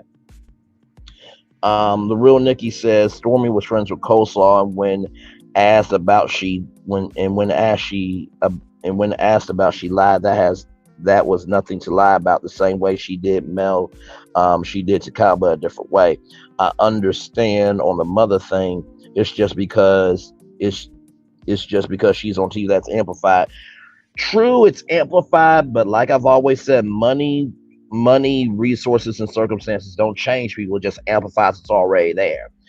If that is Betty Kruger on camera, just imagine how she is off camera. I mean, Stormy did say that she called her B's and H's growing up. So you can say that's amplified, but that behavior was already there before the cameras got there. Lisi said, with all that being said, I still don't want Kyle to take 30% of his business, but if she's been fraudulent with him and loses, that's on her. And I think that's a very fair, balanced perspective. Really, and honestly, to tell you the truth, I think this is probably one of the most balanced conversations about Stormy that you're ever going to hear on YouTube. Because we have not negated anybody's opinion. We've recognized everybody's, facts based on what they know, but we're also not negating the reality of the gravity. You know what I mean? Because it happens in every small business. Not every small business, Lady B. I'm sorry. There's some small businesses that have been around 10 years and they haven't done a fifth, a quarter, or a half of what Stormy does. So respectfully, I still love you, but I disagree. It does not happen in every small business. Are there problems in every small business? Of course there are. But problems to this degree? Oh, hell no. But really don't know she rectified the situation. It's always the bad that's being reported on. If it's always the bad that's reported on, in order for bad to be reported on, you have to create bad to be reported on. Just saying. The real Nikki says Stormy will not win that lawsuit with Kyle. Contracts can be verbal and written as well. That is correct. As well as paying him 30% twice, which implies he is a partner and investor. He's a smart man, has documentation. I agree. I fully agree. My opinion is I think Kyle's going to win it. Point blank in the pier. And that is not just because of Stormy. From what I've seen, from what I've heard, I've listened to Empress Radio. I've listened to Tea Talk with Your Girl, T from TV. I've listened to all of the content creators that I believe are credible. And and the Gossip Girls too, let me not forget them too. From what I've seen, I think Kyle's got it. I really do. And I'm being as fair as I can. Miss Fuller, what do you think my judgment is off, my assessment, my commentary? And you can be completely honest. No, I don't. I've said I believe Kyle is going to. I said I believe that Kyle is going to win this lawsuit. My thing is this too. I don't want to get it misconstrued as people thinking like, oh, she just against Stormy. She wants something fair. No, again, I repeat, in the beginning, I wanted her to succeed. I wanted her to show these folks. And then finding out that this was her home and she had this going, I was really rooting for this young lady. But once I started seeing her for her and what she's doing, and the final nail in the coffin for me was how she treated Miss Black Titanic. After that, there is nothing she can do to make me change my mind on this woman. Even when she saw her in the restroom, instead of being humble and going to this woman and apologize and say, hey, Miss Black Titanic, I understand you're a content creator. I took you too far. I disrespected you. I do apologize. It went into nothing for that woman to drop that thing right then, walk it off, got back online and say, yo, you know what, you guys? She apologized. And we're going to just leave it at that because that's how the elders are. But when you totally disrespect, and this woman done had, been down sick because of it, stressed because of it. I don't want to quote a misdiagnosis. I'm not sure if she had a stroke or semi-stroke or was having a heart attack or something. Either way, the stress of it put her in the hospital and she has been down. and she's been okay back and forth, but it's not right. It's not right that the fact that we're on this sector, we listened to the situation, so it wasn't right what Stormy did. I lost respect for her. She want people to respect her mother and her grandmother, but you can't respect this woman right here because she's a content creator. Where it makes sense at, I would never respect this lady because she don't even deserve to be called a lady either. I'm talking about Stormy. She don't even deserve to wear the term woman. And not to mention too, let me say this. I first heard about Black Titanic having a stroke on Sassy's channel. Now, I'm just gonna be real about it. I would believe Sassy over that other person any damn day of the week. And I say that because I have this formula this life formula that I utilize. Consistency plus tenacity equals your destiny. Sassy has been consistent in her spirit, in her investment, and in her truthfulness. She's been tenacious about showcasing in every capacity that she has done and she does do and she makes space for. And that's led to a destiny where people love Sassy. But the consistency of hate, chaos, and toxicity and the tenaciousness of how aggressive it is, I'm sorry. Like, you don't have to announce that you're moving to greener pasture when you're a heifer on the farm that nobody wanted. So I'm sorry. I believe Sassy over that other heifer that needs to be mentally put down. That's the cow that she is, but that's neither here nor there.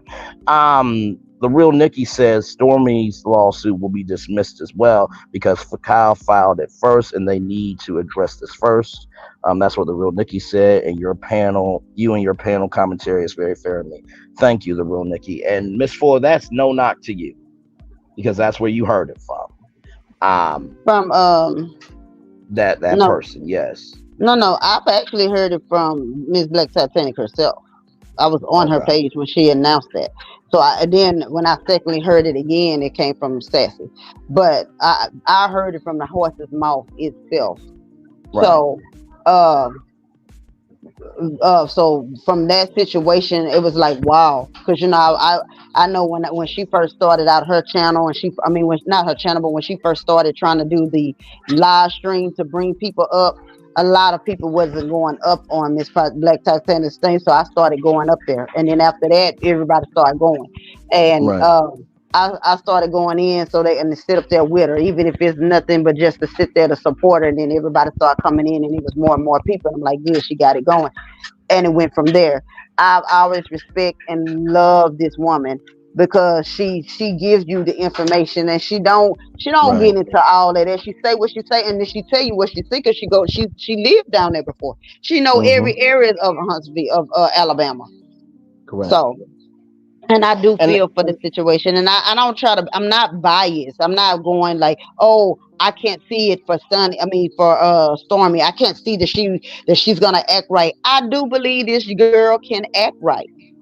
If she really wants to, a person have to want to change. She don't want to change right now. And not to mention too, for those of you who remember that clip, she did it live from her Canvas Beauty business Instagram page. Listen, most businesses I know usually keep stuff behind the scenes. You can believe what you want to believe, but God forbid, if somebody wanted to cuss Betty Kruger out like that, she would be in a tizzy. Like I said, right is right, wrong is wrong.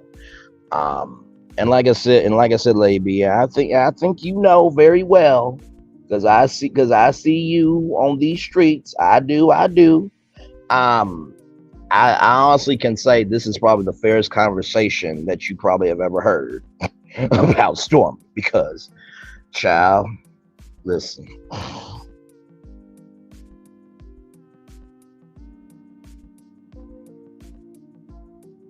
All I can say is I wish everybody, and I'm talking to these ops, they don't even have to be the ops, they made themselves the ops. Focus on yourself.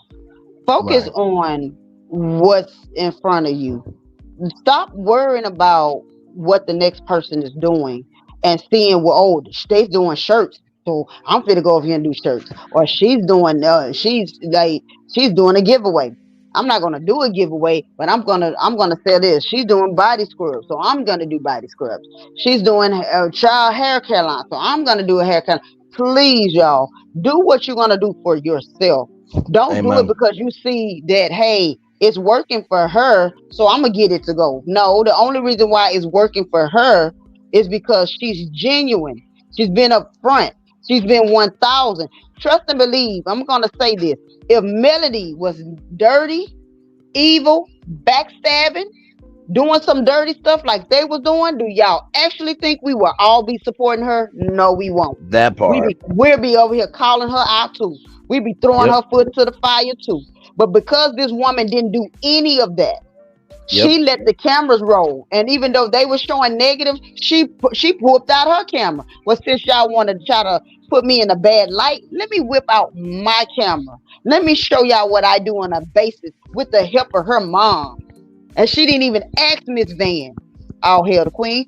She didn't even ask Miss Van to showcase what she doing. It came natural.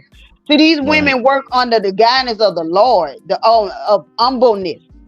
God say, if you hold your peace and let me fight for your battle, victory shall be mine. So that's why there was no need for them to come online and do it to a social media tangent and war. Because her work speaks for herself. Absolutely. I wish Letitia would get her some business and get a life and focus. Either you're going to be a housewife or you're going to be the business wife that you own. She's guilty. Kimmy, I wish you decide on what you're going to do with your life. Either you're going to go and be in nursing and help people, or you're going to sit there and be a bitter side chick instead of correct what you did. Yes, you did. You did step in. You was a side chick. That's all you're going to ever be labeled. You want to deny it? Go ahead and deny it. That's your problem. But don't go on here and tear down the next woman because of what, and hold up Amber, be another Amber Rose. Side chicks unite. Girl, y'all go sit yourselves down. That's why your marriage ain't working out. Because you took somebody else's garbage, somebody else's problem, tried to make and try to polish it up. Once you take something out the trash, it's still trash. I don't give a care how much Febreze you spray on it. It still smells. That's all I'm saying. Well, let the Full Gospel Baptist Church of Miss Fuller say amen. No, and she's right. And everything she's saying, y'all, this has been such a great discussion. I have to get my phone charged up because, like I said, it's at 13%. Like I said, for some odd reason, it won't let me charge when it's hot like that. And because my microphone is being just StreamYard. But I do hope that you guys enjoyed this morning's edition of the show. I think that this was a very powerful, engaging, and really investment conversation. And listen, we don't have to really give this much love, grace, and space to anybody. I want everybody at the Bushes to know this about Braylon Lee.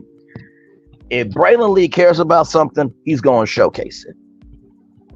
If he don't care about it, he's never going to showcase it. Like Miss Fuller said, that what Melody said, there's no gray area with Braylon Lee. It is black and white. So if I really didn't care about, this conversation about Stormy and Lady B's opinion, I would have been done about, an hour ago when we got through all the topics. But the reason why this channel is so different is because even though we may not agree on a destination, that doesn't mean we still can't explore the destination. Because there may be routes that maybe we haven't taken. There may be perspectives that we haven't thought about, and maybe we don't have all the facts. And really, quite frankly, all of us don't have the GPS directions to where this thing is going to end up. We're just okay. So MapQuest was out and about in their car, and this is what they got on the street. And I'm talking about the directions and what they picked up on MapQuest. And I'm just going off of what I see.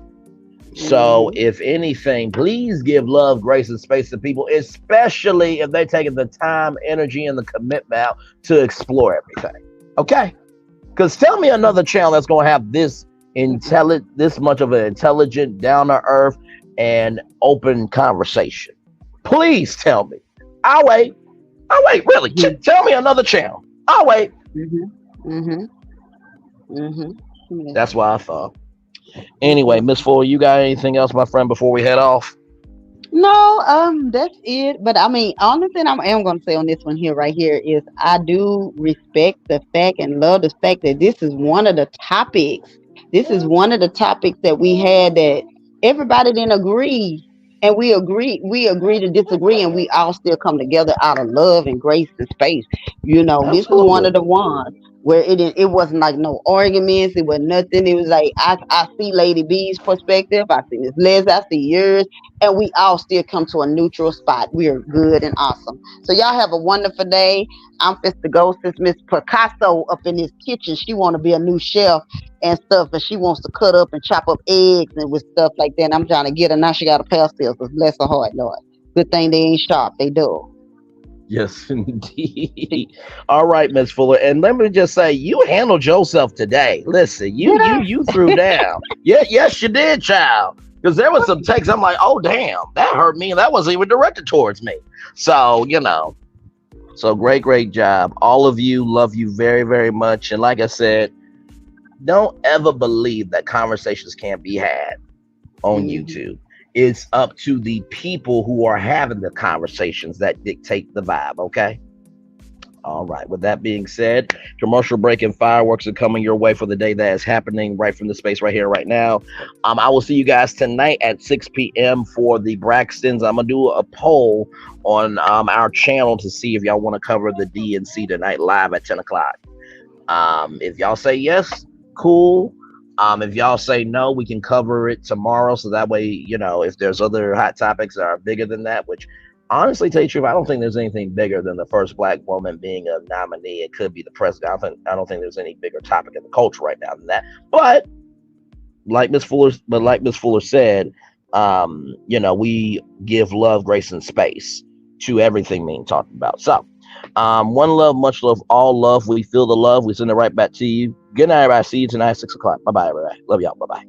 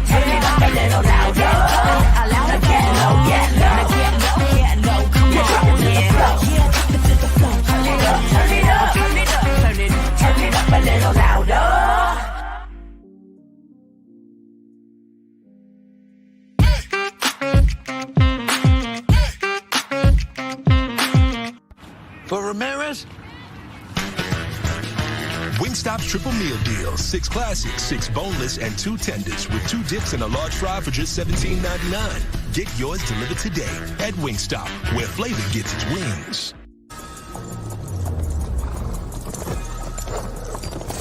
Welcome to the Paris Olympics.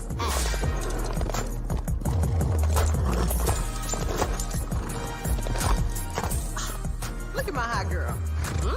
Bonjour. And that is the Olympics hot girl style.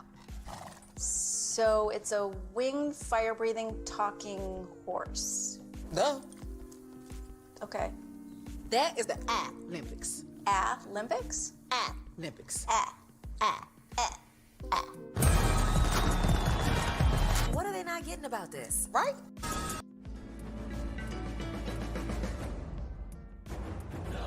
When we start a project, we always start with story. That story is key. So we began with the story of the Waturi people. The myth of the Waturi people is that long ago, they sat out on their outrigger canoes looking for a new home. There was a legend that said they could only find this new home with the help of this mini golden-finned fish called kanuku. And they searched across Pacifica and Polynesia, and they visited all these islands. They went to Bali and Tahiti and went as far as Rapa Nui, Easter Island. Along the way, they made friends, collected sort of the culture, and they sailed on and on and on, and they almost to the edge of the world. There, to their amazement, was Kanuku. And she turned to the people and said, "You are ready." Turned and swam away. They followed, and within a day, they caught sight of this smoking mountain on the horizon, which was Volcano Bay. And it was pristine, beautiful, lush, everything that they would want in a home. And that's the backstory that informs everything we do in our design. The idea here is to create the best experience. We know what our guests want. They want the thrill and excitement of our theme parks, but they also want a place where they can relax and chill out and feel pampered. Nobody wants to stand in line. And so we said, let's get rid of them. Nobody wants to carry rafts up a ride tower all the way to the top. So we said, let's do that for you. Exhilaration and excitement and relaxation. That's what you're going to get at Volcano Bay.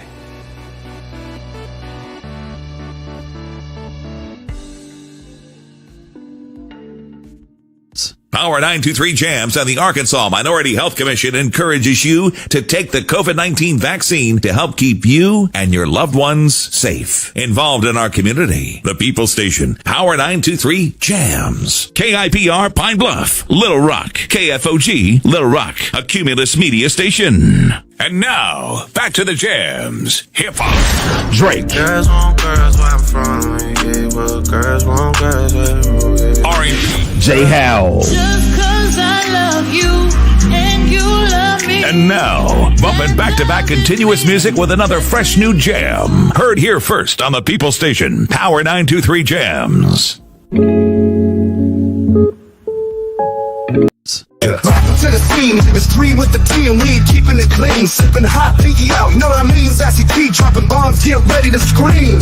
Little Paulette, she in between, like the middle sister or the referee. Last but not least, we got Braylon Lee, he in the mix, taking us on a virtual spree. Love, laugh, talk, it's a whole new reality. Get ready for the vibes, cause this party's a masterpiece. That's right, it's 3 with the team. 3 with the team. And if they wanna be no. And if they wanna be no. And if you wanna be like a middle sister. And if you wanna be no. Hey, it's party time. Welcome to the scene. It's 3 with the T, and we ain't keeping it clean. Sipping hot, pinky out. You know what I mean? Sassy T, dropping bombs, get ready to scream. Little Paulette, she in between, like the middle sister or the referee. Last but not least, we got Braylon Lee. He in the mix, taking us on a virtual spree. Love, laugh, talk, it's a whole new reality. Get ready for the vibes, cause this party's a masterpiece. That's right, it's 3 with the T.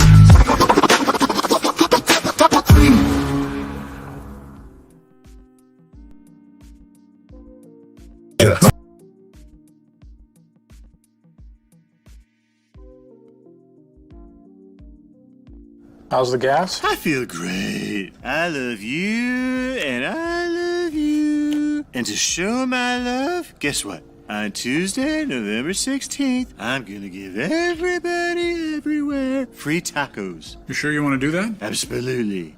You have good hair. Get 2 of Jack's delicious classic tacos absolutely free when you come into Jack in the Box Tuesday, November 16th. Ooh, that's a big tooth. Get 2 free tacos Tuesday, November 16th at Jack in the Box.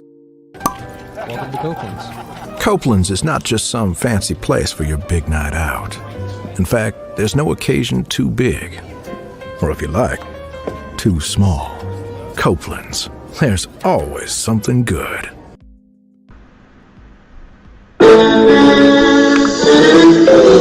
Sweet boy blue, one look at you, and it was plain to see you were my destiny. God, you were found. I come from nothing. Our son is your son. Welcome to the celebration.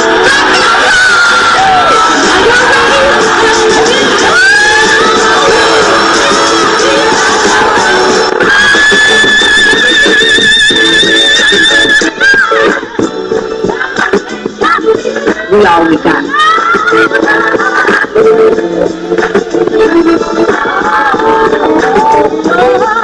I'll see that. Don't you leave here to go for happiness. I want you to leave here to show.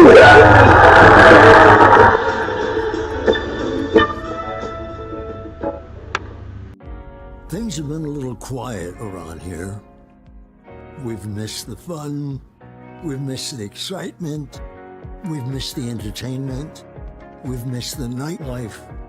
But most of all, we've missed you. We're getting ready. Caesar's Rewards. We can't wait to welcome you back. New Orleans don't make a lick of sense to most people.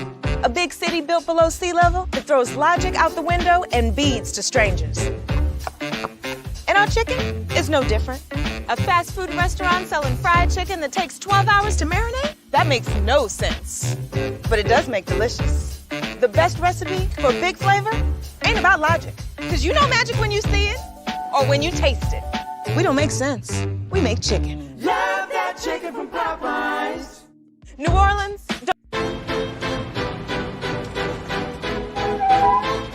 This is for all you multi-talented, multitasking, multi-everything people out there. Take it away. Find your glory, write your story. Fearless feet will carry you. Time you own it, take your moment. Be a fire burning through. Hustling from night until morning. Grinding it out, it won't be long. Feel your power, it's your hour. You inspire, you are strong. Enjoy your Zoa. No applause? You're all fired. Now that you've reached the stage in your life where quality television is important, Nubian TV is a black network that speaks to your lifestyle. Nubian TV is the world's first digital network devoted to the upscale and political lifestyles of black people. Nubian TV's programming includes politics, travel, fashion, food, automotive, arts and culture, civil rights, music, and more. Watch now on Amazon Fire TV, Roku, or watch globally at nubiantv.net. Nubian TV, it's what you want to watch. Now,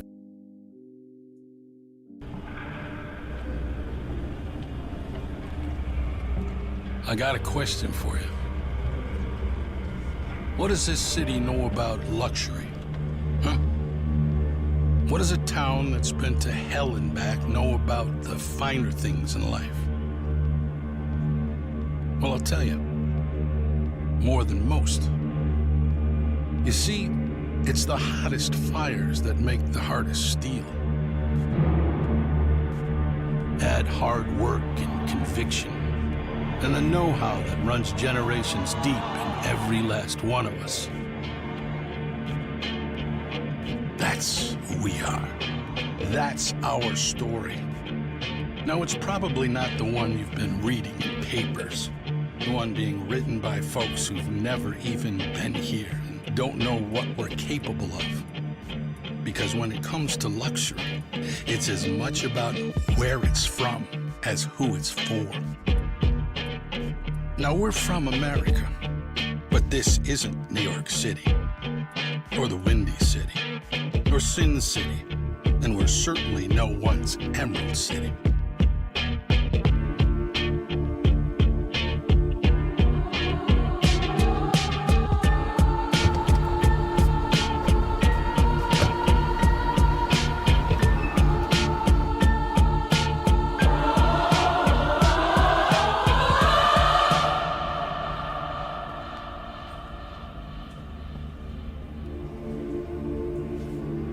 This is the Motor City.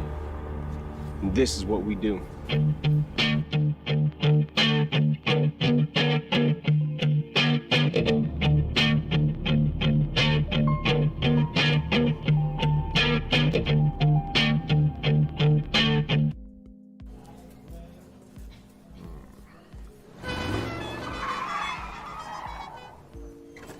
Come with me if you want to live a more delicious life.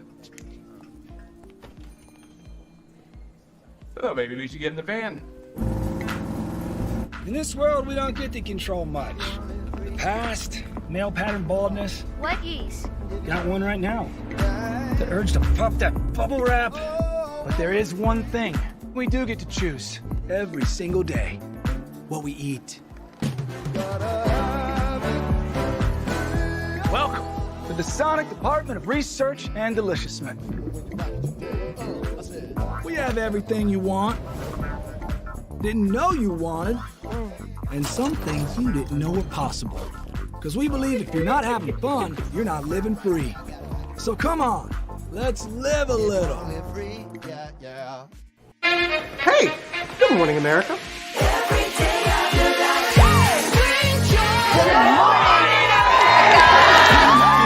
Good morning, America. Good morning, America. Good morning, America. Money! Are you ready? They are ready. Covering the biggest events in the country right now. There's a lot going on here this morning. It's always a good time. That's what the show's about. That's good. Really good. Very good. Coming in hot, Jimmy, coming in hot. It's far from elementary. Good morning, America. I'm not going to try to strut like Michael or anything. I have known George a long, long time. Have you ever gotten him to dance? Look at that face. You don't just see it, you feel it. I'm in. I'm in. I'm in too. I'll be here. I am here and so happy. I'm in. I'm in too. I'm in. That tells you something when Snoop Dogg's in. Michael, George, Lara, Ginger. Open your eyes. Think of the one place you've always wanted to see.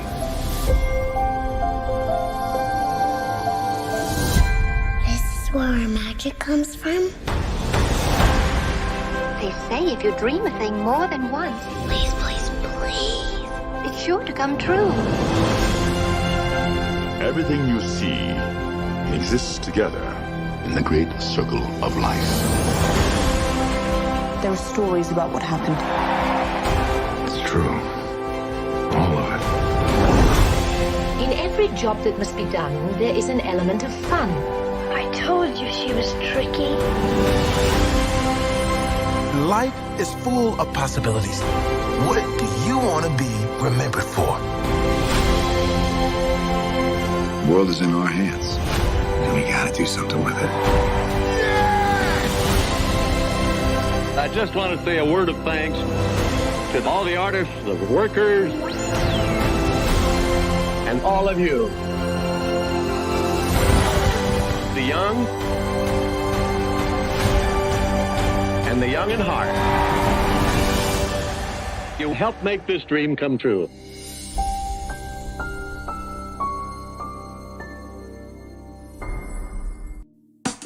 Caesar. Just look at him. Politician. General. Author. Ruler. Man.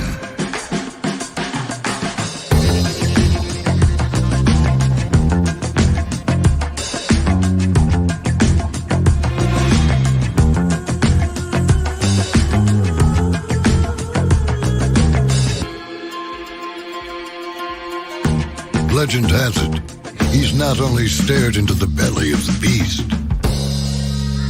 he's had it for dinner.